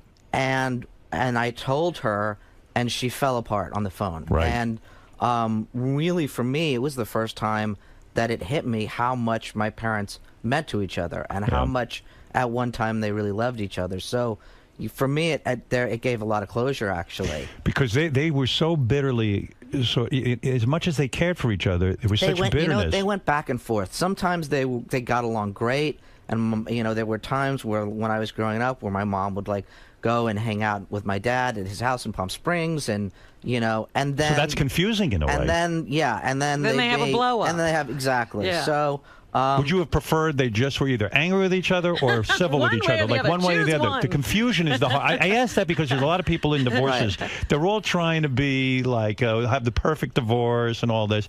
Maybe it's more confusing, the perfect divorce. The good thing about both of them is they, growing up and really until I was in probably my teens or whatever, neither of them ever spoke a bad word about the other one. Right. So, that was good. I wonder, they always say that's good. And sometimes I good, fantasize, like, maybe it's good to just be straight with your kids and say, you know what, your mother is a fucking pain in the ass. But she's not a pain in the ass Maybe she necessarily was. to her kids. I Who think knows? no. Actually, I mean, my dad was a great guy, but a complicated guy, and he did have this kind of old school Italian thing with his wives, and he tried to be really controlling. And It's funny because I think of him as like this liberal hippie running around. I know. That's the odd Yeah. thing, that he wound up a conservative Republican. Yeah. It was but he weird. was sunny. Yeah. I think, I think what my dad wanted to do was stay in entertainment, and I think if he could have done that, he probably would have. You know what's weird to me? I'm thinking about this now. It's all coming to me. I'm thinking about Cher as your mother. Yeah. Forget about Cher, the performer. I'm just thinking of your mother. Like, she leaves Sonny. Sonny basically had her like a child. Exactly. He did everything for her. Right. Suddenly, you're a kid. Your mother gets divorced from Sonny. And suddenly now she's experiencing her first childhood. Right. She's free from daddy. Well, baby and adolescence. Yeah. And she's all of a sudden says, now I'm free. fuck this. I know she loved her daughter at the time. I'm saying, but oh my God, now I can go out and date. I can go out and meet men. This had to be confusing to you. I have First a of all, huge career. Was it weird to you? Your mom was running around in like outrageous outfits, showing her ass cheeks. The belly, was famously flat. I mean, gorgeous body. Every guy wanted to fuck her. It's like, I think, how weird is that for you? As a kid, obviously that part wasn't conscious, but I do remember, feeling weird when she'd come to school. Because she was Cher. She didn't look like the other mothers, Would she dress that way to school, like no, the tight pants? Of course not. I mean, not Bob Mackie gowns or whatever. Right. But yeah, I mean, she has her look. She has her look. She has her style. It didn't look like the other moms. So don't you think? Now I'm being dead serious. Yeah. Because I'm in therapy a lot. Don't you think a mother sometimes has to put aside their personal style of dress and everything and say, let me think like a 7-year-old kid or a 10-year-old kid, and let me think like, gee, maybe me showing up in a bra top isn't the best idea. No. She never dressed inappropriately to any of those things. She just was more stylish. She just stood out. She was more stylish. And when you're a kid at that age, grade school and everything, you want to be just like everybody else, just like the other kids. Yeah. But doesn't it get weird for you when your mom starts to go through her adolescence? You're a kid. I don't know. You were young at the time of the divorce. All of a sudden, she's with that bagel guy. I can't think of his name. Rob Camilletti. She marries Greg Allman for 10 minutes. Right. Has a baby. All of a sudden, now you've got a brother with Elijah. I actually begged her to have. I wanted a brother more than anything. You did. I did. I drove her crazy. Actually. Are you close with Elijah? Do you remember that marriage at all? I mean, I don't hardly remember it. They Allman marriage? Yeah, it was short. What was it like waking up and seeing these strange guys in the house? I mean, especially Greg Allman, who is not a great conversationalist, or I can't imagine empathic with a young girl. There were never. I mean, the one thing about my mom has this wild image. She's fairly personally conservative, and she's never done, substances at all. And she was a serial monogamist, so it wasn't like there were men she'd have a boyfriend for 3 or 4 years and then another boyfriend. And I often fantasize that I would meet Cher. Mm-hmm. I would go to bed with her, and then I'd be your father for a few minutes. Be the latest conquest. I would have been a good dad. You and I would have really bonded. For the 5 minutes you were there. Well, listen, I don't hang out long. I'm not, No, I mean, look, I had some, great guys that I grew up with that she went out. I mean, Gene Simmons, who when I was a kid. Oh God, I forgot about him. Oh, poor you. Gene is not a great influence, Chaz. No. Gene is not, but you know what? He was at that time. He was great with my brother and I. I mean, really amazing. Would you go to Kiss concerts and things like that? Oh my God, yeah. I was a huge Kiss fan before they met. So, explain that whole thing to me. I don't get it. That was, so cool because now all my friends were Kiss fans, and now I had every merchandising thing. But isn't it weird? You go down to the kitchen in the morning, and Gene Simmons is making out with your mom. I mean, it's got to be surreal, Chaz. There's no way that can be a normal, even semi-normal childhood. Well, it was probably nothing about my childhood was normal, but it was normal to me. I mean, I'm fascinated by it. Now, did Gene? Just real quick, did Gene charge you for merchandise? Oh, no. Stop. Did you get the Kiss coffin for free? I got it for free. You got it for free. Yeah, I know. I know he likes to charge for about everything now. But, cheapest guy on the planet, right? Totally. Yeah, but I mean, Cher probably had to pay for everything. No, but he was. I mean, he was incredibly generous with me. Actually, he was. He really was. Yeah. Well, I'm still trying to get a sense. Did you live at home every day? Were there nannies? Were there? I mean, who did the actual? Who made breakfast? What was the setup? Yeah. Yeah. I mean, well, when I was with my dad, no, there weren't because he was around. So when I was with my mom, I had a nanny and there was a cook. And I imagine Did you go to boarding school? Because Elijah told us he went to boarding school. No, I didn't go to boarding school. Okay. But I did. You might have been better off. I might have. I did. I went to school here in New York in performing arts, which then turned into LaGuardia. Mm-hmm. Which is weird. I always had the vibe with you that you weren't into performing, that you were that you were pushed onto the stage when you were a kid. I was, as a kid. And I think Dancing with the Stars for you was the hardest thing because I don't really think you want to be a performer. I just feel like it's almost expected of you. No, not really. I mean, I was really into acting and was a drama major. And I remember you had a band for a while, and I had a band for a while. I remember the Were you guys any good, or was it bullshit? No, I think we were actually pretty good. It's just we came out... our record came out right as the industry changed, right as grunge happened, and so that was it. And that was it. Did you write your own music? Yep. But what would have happened now? Just imagine this music career takes off. You're a woman. That would have been a nightmare. Yeah. Now you want to become a man? Would have been a nightmare. It was. I mean, the time that I spent in the record industry actually was horrible because I was expected to, the most in my life, look and act like a girl, and it was torture. It really was. So getting back to this, I've had your brother Elijah Blue on the show. He was great. Was he? Oh my God. He's kind of out there. He's out there, and do he's you very two honest. get along? Are you close?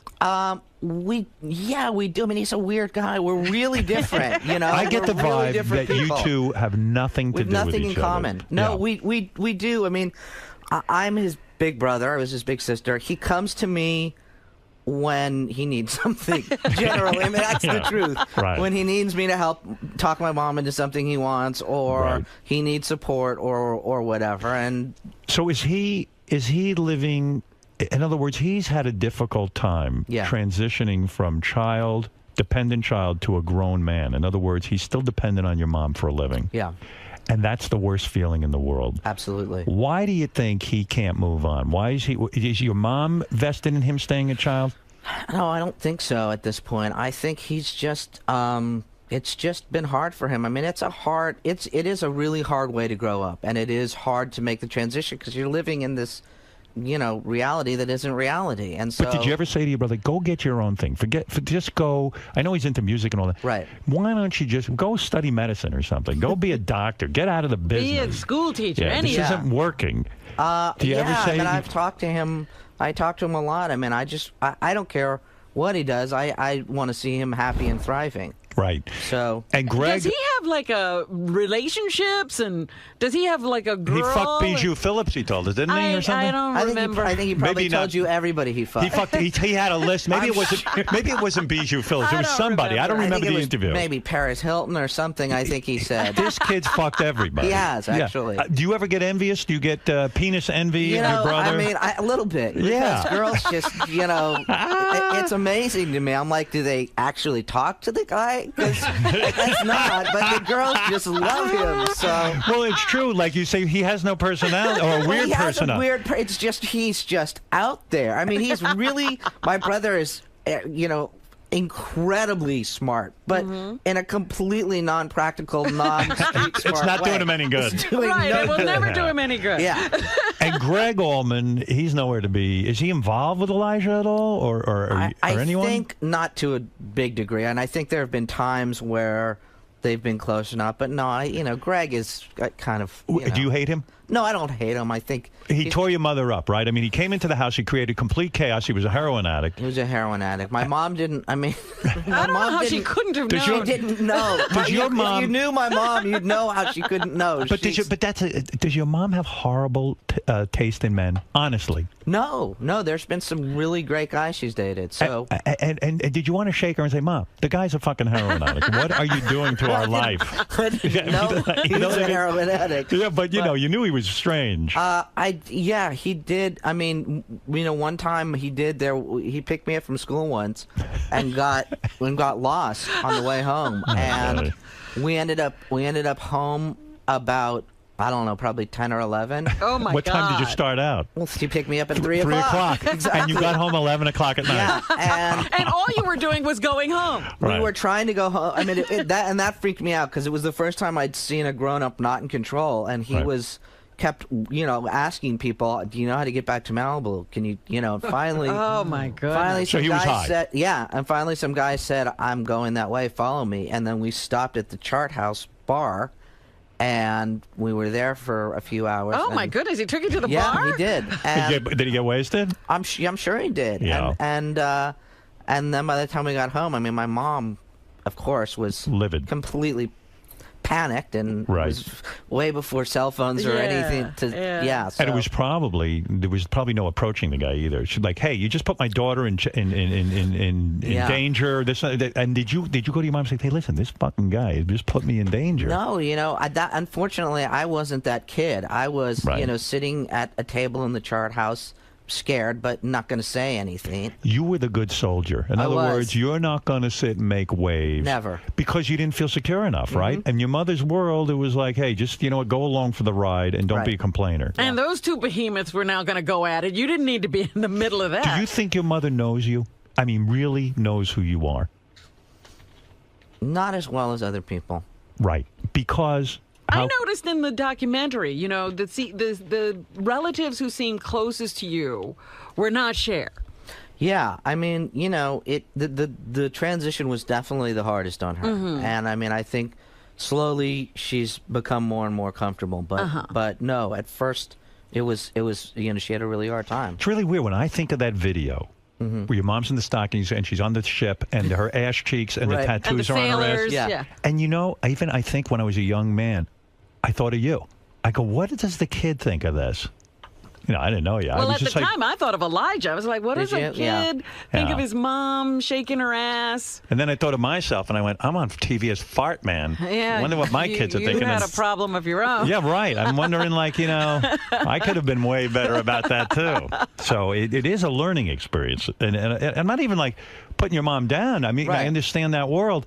But I just think of you and how difficult it might have been for you, you know? I mean, I think the truth is that, you know, for any kids of really famous or, you know, parents who are at the top of their industry in any way, it's a hard way to grow up because you really are, you know, kind of second to that. I mean, you know, and especially, you know, in show business, the business of celebrity is it's and its you're own also thing. famous, and you don't know why. Right. Yeah.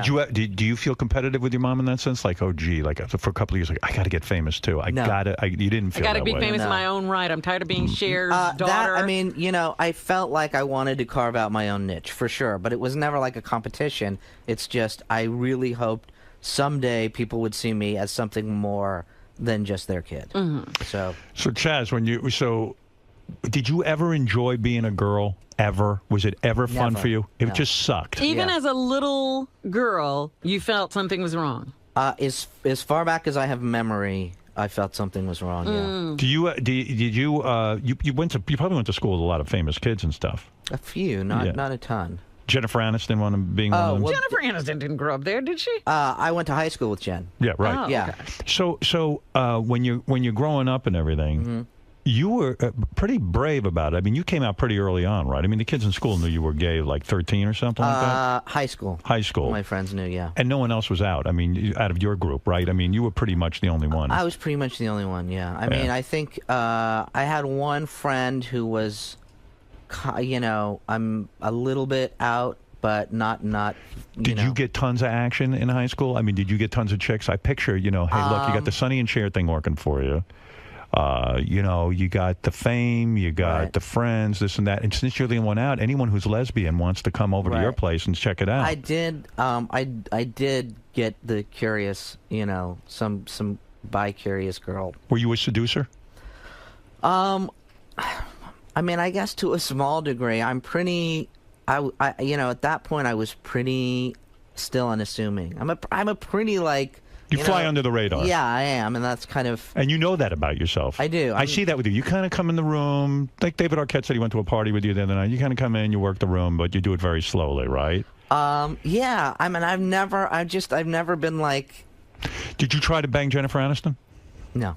Never. Never. Why not? Now there's a piece Were of you ass. close? Did you? I mean, Yeah, did you we have were tight. We were I absolutely. like your guy. tight. Now we can talk pussy. Oh, stop it. Why not? There's a girl in the room. But oh, you. Right. Did you have a crush on her? I really didn't. I mean, there was a girl that I really fell hard for in high school, and You talking about your mom's friend? No. In my class. your class? Yeah, in my grade at PA. And so that took, you know, really kind of took the focus. How old were you when you acted out on meeting a woman? Like I imagine these girls would come on to you because they knew you were gay.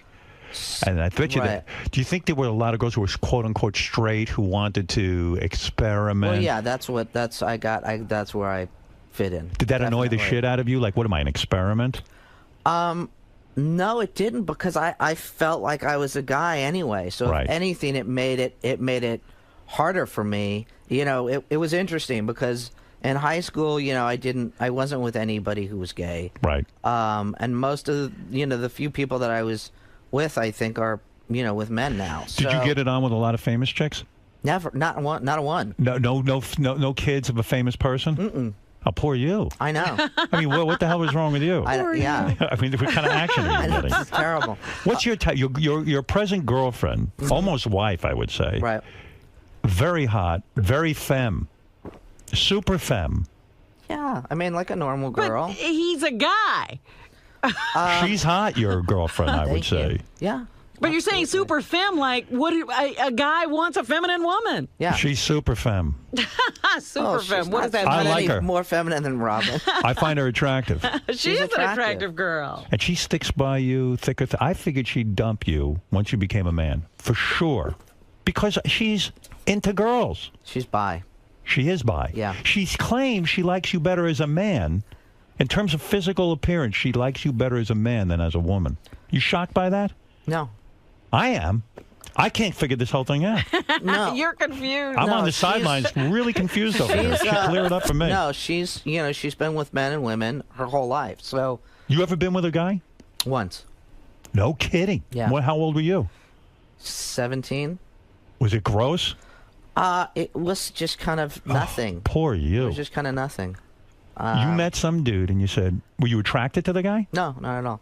You No, said, listen, honestly, were you trying to say, I'm going to convince myself to be straight? You know what it really was? I was so sick when I was young, and I would come out to people, and people would always say, how do you know if you've never slept with a guy? Right. And I was so sick of hearing it that literally that I did it one time so that I could say, okay, I did it, and it didn't change anything. Yeah, we had sex. Was this someone who was in love with you? I mean, was he No, he was a friend of a friend that I had known, and it wasn't, and that I could just do that. I could just, And he says to you, okay, listen, I understand you want to get fucked by a guy. Yeah, pretty much. I'm gonna, I would have done it for you too. Yeah, How old were you at the time? I was 17. 17. Well, maybe with our age difference, I would have gone to jail. So this guy, he's like 17. Yeah, we went also. to the movies, went back, had sex, and that was it. Where'd you do it? In my, in the apartment I was living in. You take him back to the apartment. Yeah. He takes off your clothes. You hate your tits, the whole fucking thing. Right. It's a nightmare. Mm-hmm. Were you able to get wet? I can't remember.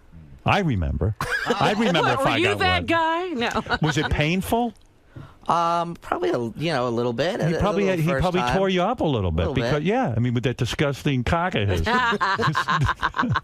I can't believe this guy. Are you surprised this guy's never come forward with his story? That has to be a story. I don't think it's that big of a. I mean, literally, it was. Yeah. Did you make out with him?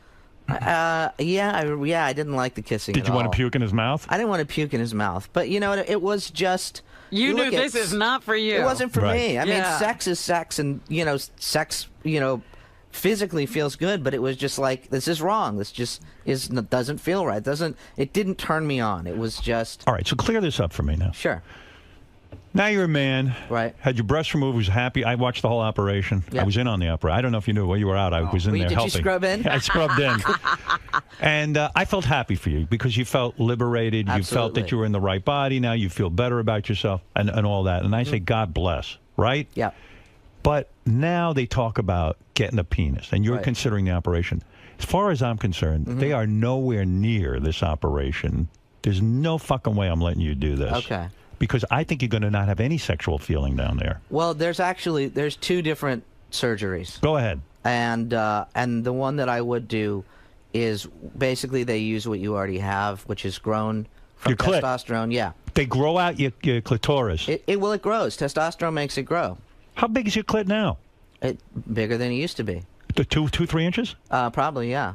I'm 1 inch and I got a cock. Honest to God, Chaz. I brought you something because I know I may get this. Cock looks like a you know what? No, this is going to sound weird to you. I'm considering getting the operation. I know about you and yeah, maybe you want to be a small man. dick.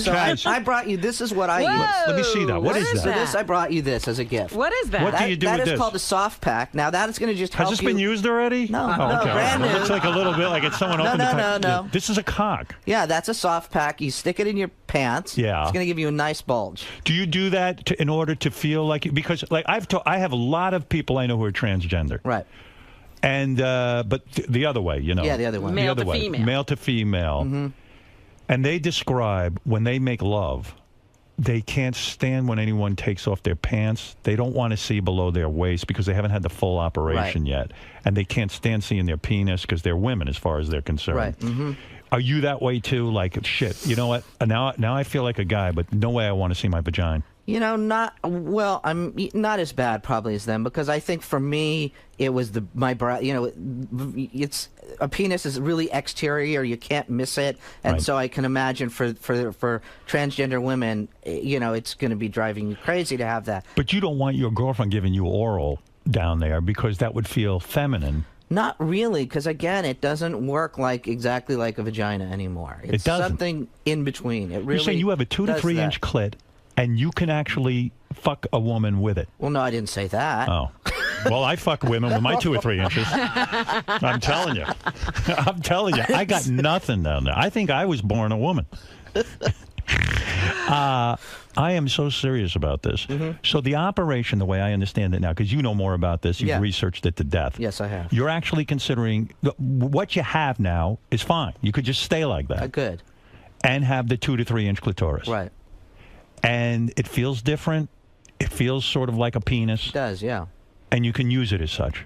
Well, you can't penetrate, but Right. But you can get it hard. It does. It does. Yeah, Wow. it does. You now, get what's the second erections. choice?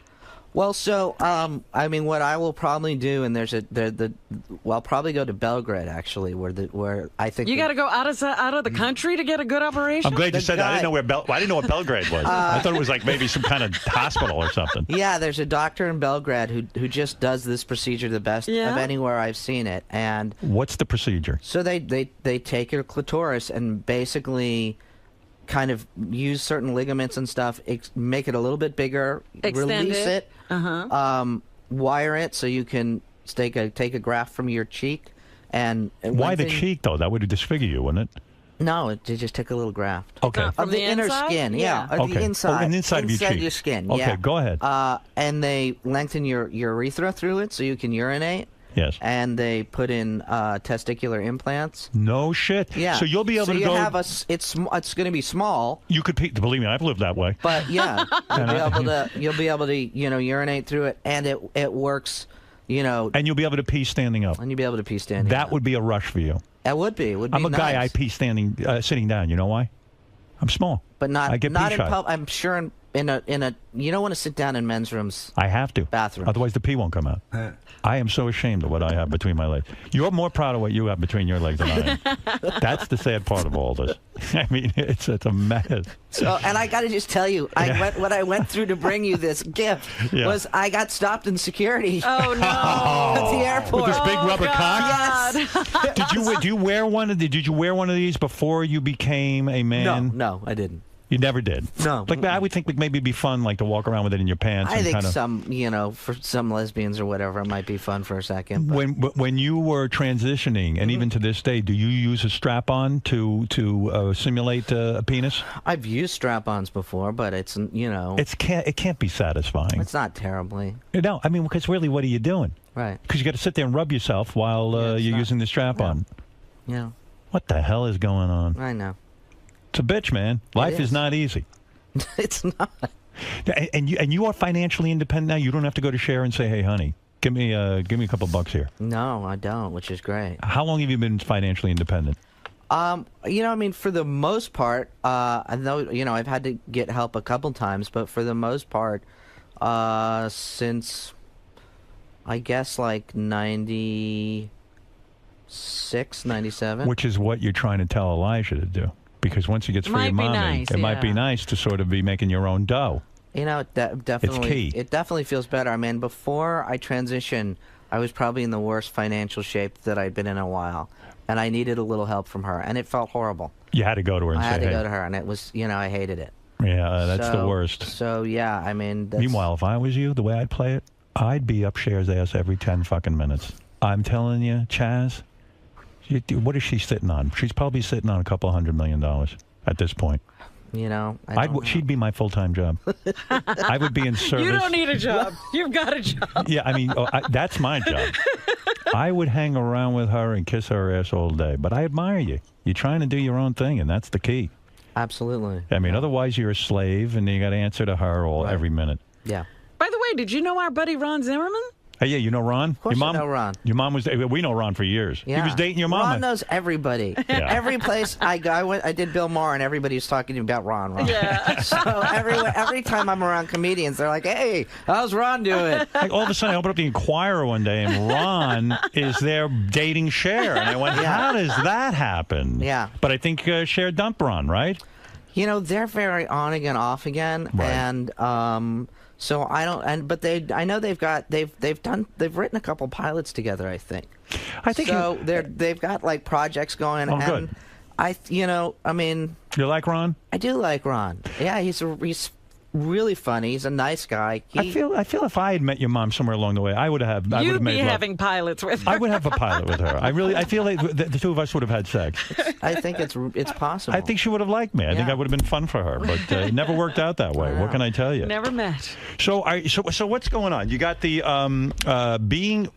see Chaz Bono on Being Chaz premiering Sunday, November 27th at 8 p.m. on OWN. Yeah. Are they rerunning that, or is this a new? This is a new thing. Oh. Yeah, this is new. We started filming it, I guess, about a month before I started doing Dancing with the Stars. Right. And we filmed all the way through it. So it's a reality show. It's a reality show. So it's a glimpse into. I'm there. Yeah. I love it. It's fun. It's hard though. You know, Jen and I have been going through some stuff, and you really see it in this film. What are we talking? Sexual?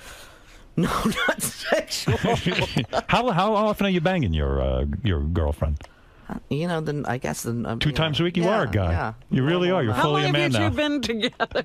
You like 8 years, right? No, six years. Yeah. She started drinking heavily when you were going through all this. Yeah. Were you ready to bail out at that point? Like, I can't take this. But you had your own substance problems, right? You understood.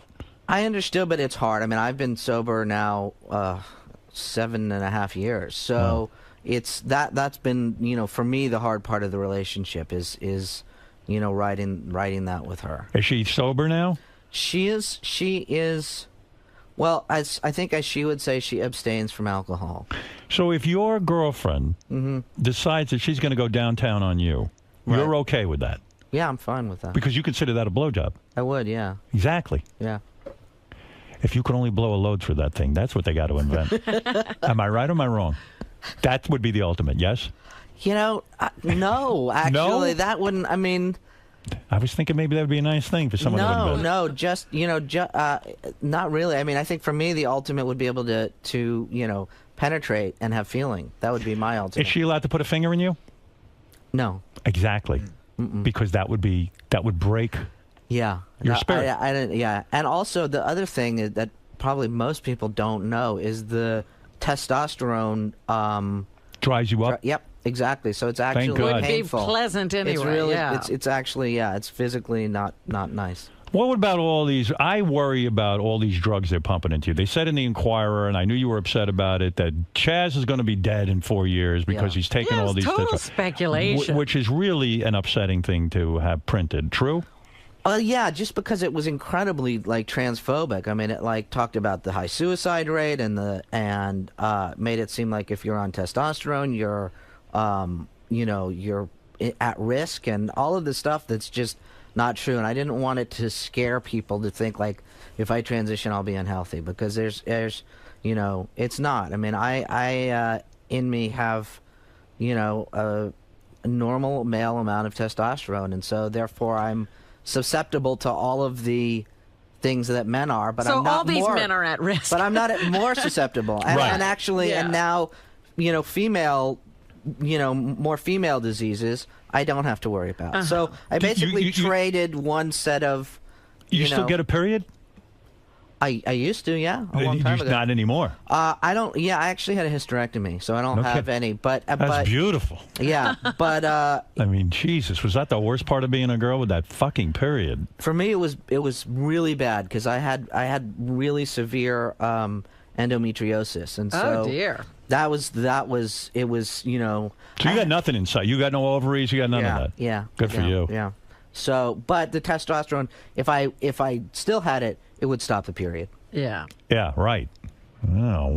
Yeah. Robin, you ought to get a little. Oh well, you've What? stopped your period. That's right. Yeah, I took care of it myself.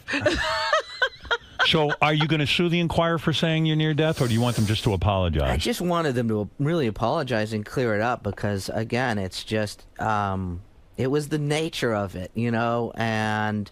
Yeah, your mom reads that and she goes, "Oh my God, Chaz is going to die," and all this. I don't know. I don't think. No, she actually doesn't read that stuff. But yeah, like again, I don't want people to think that if you're under doctor's care, transitioning and doing it responsibly, you're going to be okay. How come when you get to go to Cher's house, if you're a friend of hers, she conducts everything in the bathroom? Like there's dinner in the bathroom. I know. Do you have to go into the bathroom too? Yeah. Do you have to meet with her in the bathroom, or is there a special place?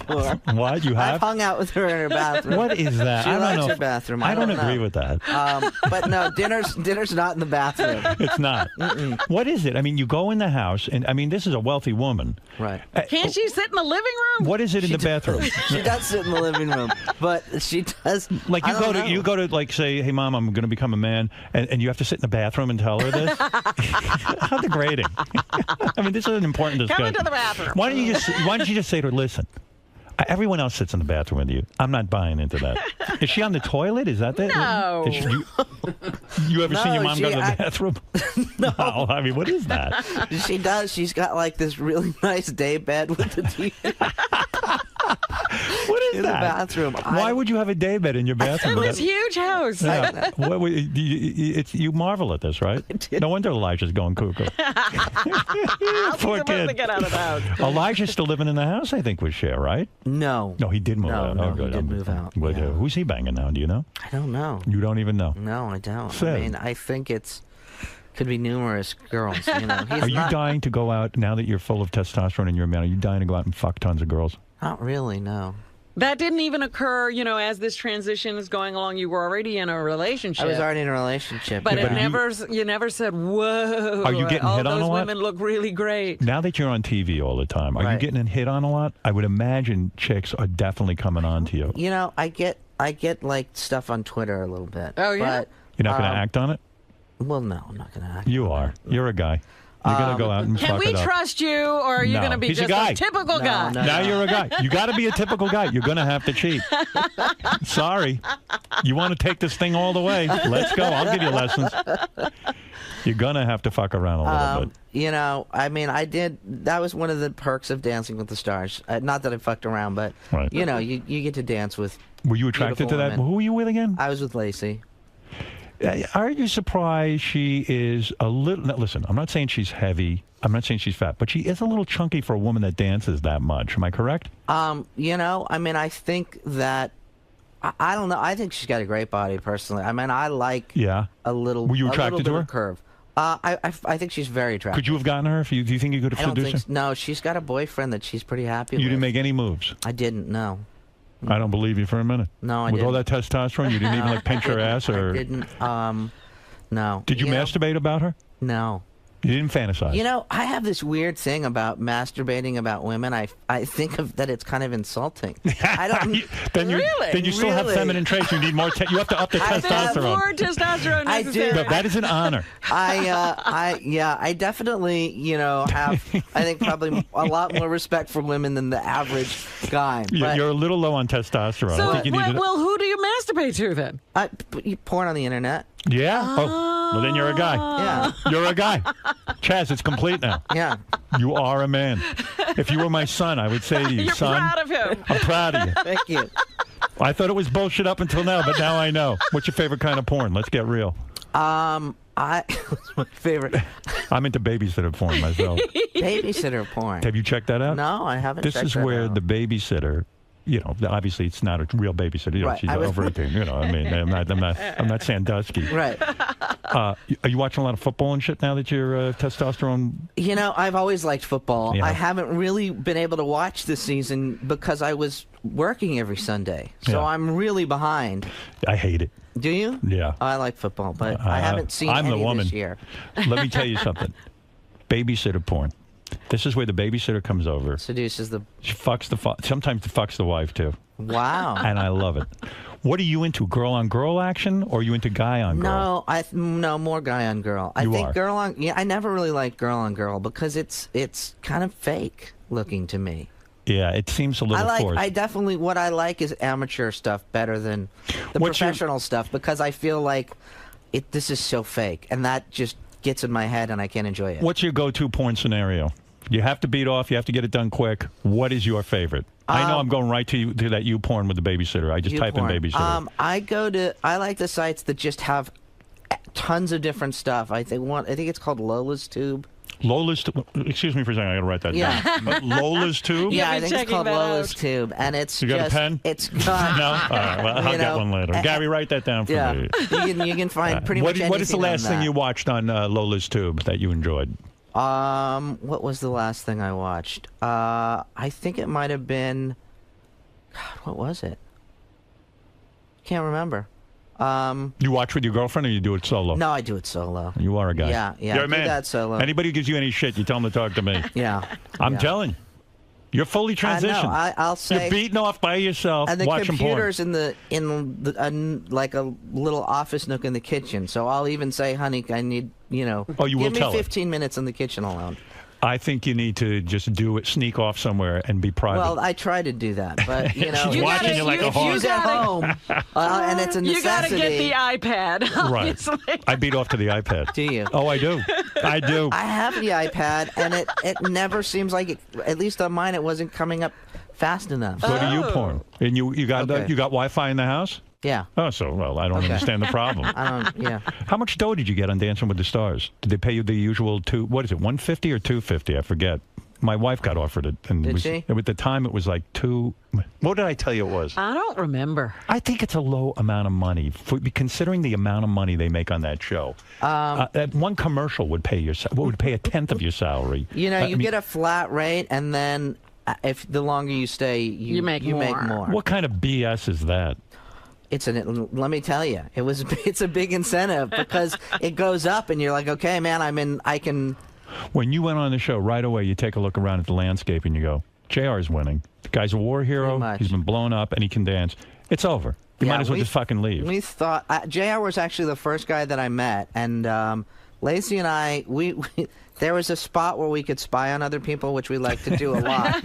And who wants to practice when you can spy? Yeah. Right. And so we saw JR early on, and we both were like, you know what, he's going to win. And It's over. Yeah. I really want him to win. Me too. He's an amazing dancer, and he is one of the just coolest people I've ever met. I mean, he's such a great guy. Listen, I cry every day over my face, and I haven't been burned. I know. You know what I mean? This guy, he is unbelievable. He's so awesome. And, Positive. You spend time around him, and you don't even see that he's, that he was burned. I mean, he suddenly becomes, like, really handsome. He's just so, he just radiates such confidence and I don't know. He's definitely like a guy crush that I have. He's awesome. Listen. Yeah. You can't have any guy crushes. We're not going that way. The bromance. Be like Myra Breckenridge. Now you want to go back and be a girl. No, that ain't happening. No. You're a man now. I am. Just stick with this. Hey, so what was that party you went to the other night with Arquette? With David? Yeah. It was a Halloween party. That was over you were at one party and didn't you go to another? That was Karina's party. We were at right? Karina's party, and then we went to another How party. bad you want to fuck her? Karina? Yeah. I like Scale of Karina, 1 to 10. actually. Going into the show. Give me a break, Chaz. Scale of 1 to 10 with Karina. Yeah. Karina's cute, You wouldn't want to bang the shit out of her? Karina is very attractive. There are a lot of very attractive women that What are a on that body show. on her, modern. Yeah. Huh? Yeah. I'd beat off to that. On my iPad. On your iPad. So you were over at Karina's. So we were over at I heard she was Karina's. parading around almost naked. They're dancers. They're free with their bodies. They're very free. They're used to wearing not a lot of clothes. Did you lose weight on Dancing with the Stars or not? I did, yeah. You a couple of pounds? Yeah. What are you doing about that? We're worried about your health. Are you? Yeah. I'm a real concerned guy. Throw that in. See that. No, seriously, what's going on there? No, I mean, I lost some weight. I'm just trying to keep going. My theory? Yeah. It's sort of your passive-aggressive fuck you to share. You're going to parade around, your tight abs, this and that. You want me to be this skinny little girl. You know what? Fuck you. I'm going to eat my ass off. Yeah. What do you think of that theory? No, I don't think it's that. I think, I've given up everything, and I'm Italian, and I like food. That's pretty much You're it. enjoying your food. Exactly. It's like, so what? That's it. I like That's it. pretty much it. I don't think it's too. I don't think there's way a lot simpler. of. Yeah, I mean, I gave up cigarettes 2 years ago, which was the hardest Hardest thing I thing ever ever. did. Yeah. Yeah. And I actually didn't gain any weight, but I didn't lose any either. What was your favorite drug when you were into drugs? Heroin? I never did heroin. No, I was prescription opiates. Always. Oxycontin? Like Oxy Oxys. That's what it ended up with. Hillbilly Oxys. heroin. That's right. No kidding. Yeah. How many pills were you taking a day? Man, I was, an astounding amount. At my worst, probably like 10, 11, 80 milligram oxys a day. Well, how do you think you were able to get off it? Like most people just can't, and they just kind of are always addicts. What was the thing that changed your whole outlook on that? I just, I didn't have like this, crazy bottom or anything. I finally just got honest with myself. I was in therapy actually, and I was. What'd you find out? What I didn't. I finally got. I'd been going, and it was like really half-assed, and I was like trying to wean off, but not really. And I was just kind of going to placate I don't know who. And it was like the beginning of the year, and I went into therapy, and I said, I don't even know why I come here. Right. I don't like you. I don't want to quit doing drugs. I just want to do my drugs, and I wish everybody would just leave me alone to do them. And then he pointed out you were being a baby, right? No. She said, okay, so you're basically saying you just want to slowly kill yourself and push everybody out of your life. And I think just saying that aloud, when I finally said that and really hit me that, I didn't want to do anything else in my life but my drugs, it seemed pathetic. I hit my bottom. And Right. it was like at that moment, I had that, the moment of clarity that you hear about. And I was like, oh my God, I've got to stop this. Was it hard getting off them? They say it's the hardest addiction. It was hard. I mean, I went to treatment. Yeah. So I had, the doctor weaning off, and I was just really ready. I don't know why some people can get sober and some people can't. Other than I wasted 10 years of my life being really miserable and feeling terrible, and I made a decision to not do that anymore. You think Cher's got a will? I would hope so. Oh, my goodness. She has to have a will, right? I would hope so. Have we ever approached Of course, her? my dad didn't, so that was. Yeah, he Is did that it. right? Did you see any money out of that? Yeah, I did. I mean, all the kids, we all get a portion of his. Oh, no kidding. Of his songwriter royalties, which is. That's it? Did he have any cash? I have no idea. It all went to Mary. It all went to. Son of a bitch. So all the fucking bullshit stories I've ever heard. No, I really. Could Sonny not have a will? And how much in royalties does Sonny have? I mean, he had. Did he write "I Got You, Babe"? Absolutely. He wrote "I Got You, Babe," and he owned it. Yeah, and the beat goes on, and all of the hits. So yeah. Oh, we're talking considerable cash money. So that's been actually very nice and very. To me, it's more of an FU. There's no will in the gay marriage thing. I'll tell you that. I'm still not talking to Sonny over this. Now we're stopping talking to Sonny. You are kidding me. Yeah. He should. That's very childish. You're sure Cher has a will? Yeah, I'm Now, positive. what do we think the distribution's going to be? I got to figure it like this. She's got a sister or something. I don't think she's giving it to. What's her name? Pepe Le Pew or something? I forget her name. Georgiana Le Pew or something. Le Pew, yeah. And her mother's still here. I think the grandmother can get $1 million or something like that. I'm thinking you. $1 million? That's it. Nothing more? What, for the mother? She's not going to live that long. Listen to me. If we play this right, I think what we're looking at is the mother load. Now listen to me. How do you figure? I think it's you and Elijah. That's it. Right. 50, and the way he's going, he's pissing her off. Why would you do 50-50? There might be an 80-20 split on this. Yeah. I'm saying in your favor. Have you considered that? I haven't. You know what? No. Do you think you'll wind up in charge of Elijah? And you should get. And you should. No, you should get. That keeps me up at night. Well, you should get way more than Elijah. You're Sonny's kid. Greg was hardly put in any time. Think about it, though. Do you think you and Elijah should just split 50-50 on this? Or do you think Elijah's responsible enough to be handed over all that kind of money? That's why I say he should be responsible for Elijah. I can see Cher's money going out the window in two minutes with him. Yeah, I'm sure my mom's pretty responsible, so I'm sure she's taken those kind of things into consideration. In other words, as an executor. I'm sure there is. I think with you, it would be safe to say she could leave you your portion. You don't need anybody. Safe. That would be safe. You will invest it. You'll take care of it. Elijah, let's have an executor handle his money. Fair you enough? don't want to be responsible. You're telling your mother right now, don't make it me. Yeah, I don't. Well, no, I don't. I don't want to be responsible. I don't. I got to tell you, although a good argument can be made, Cher maybe should hand over some of the money now. I mean, why not? Let her see the pleasure you have with the money. What do you think of that idea? I mean, she's very. I mean, my house that I'm in now, she purchased. She split it with me. Wow. So my first house, I actually bought myself, and did really well with it because I bought it when the market was down, and I sold it right before it crashed. Good for you. So, are you a millionaire? Well, I guess with assets, yeah. Yeah. But then certainly not in the bank. but seriously, that's an accomplishment, right? Yeah. And you've done it with you've done it on your own accord, right? Yeah. So anyway, so we. She wanted to help me get into a better, nicer house. Nice. So we split the house that I live in now. Very generous. It was very generous. So yeah, she's always been. She's extremely generous. What kind of gifts does she give?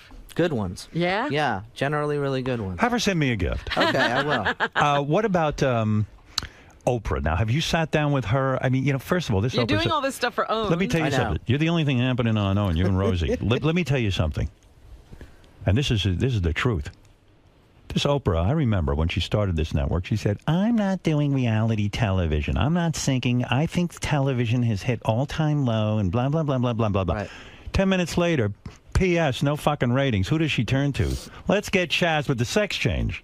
Right? We made that film independently, actually. I see. World of Wonder. Okay. And they purchased it. So I didn't make that with them. Did you sit down with Oprah at all? Have you met her? I've met her, yeah. Is she a big pain in the ass, or you were digging her? No, she wasn't, no. She doesn't understand us men. I don't think she likes us men. I'm being honest with you. I mean, I have to say, I met her. I'd done her show before. I did it for my first book. But, you don't really get to know somebody like when you're doing a TV show. So, but we got to hang out with her a little bit at Sundance. And that was pretty cool because it is, when you're talking to her, it is Oprah. I mean, you can't help but be like, wow, mesmerized. It's Oprah, I imagine you have the same feeling with me sitting. I did. Yeah. You can mention that. Howard, can I have one of those waters over there next to you? Absolutely. I've kept you on the. Well, listen, I'll also give you a water and I'll wind things up. I appreciate it. We've talked about. Everybody wants to know what's up next. Not just this reality show, but what's are up you next? Gonna, what's our plan here? I mean, we got to stay in Cher's good graces. I think the mother load is there. Beside the point, we're going to stay in Cher's good graces. We're going to keep. What are we going to do while we're waiting for the mother load? All right, what is the next move, Chaz?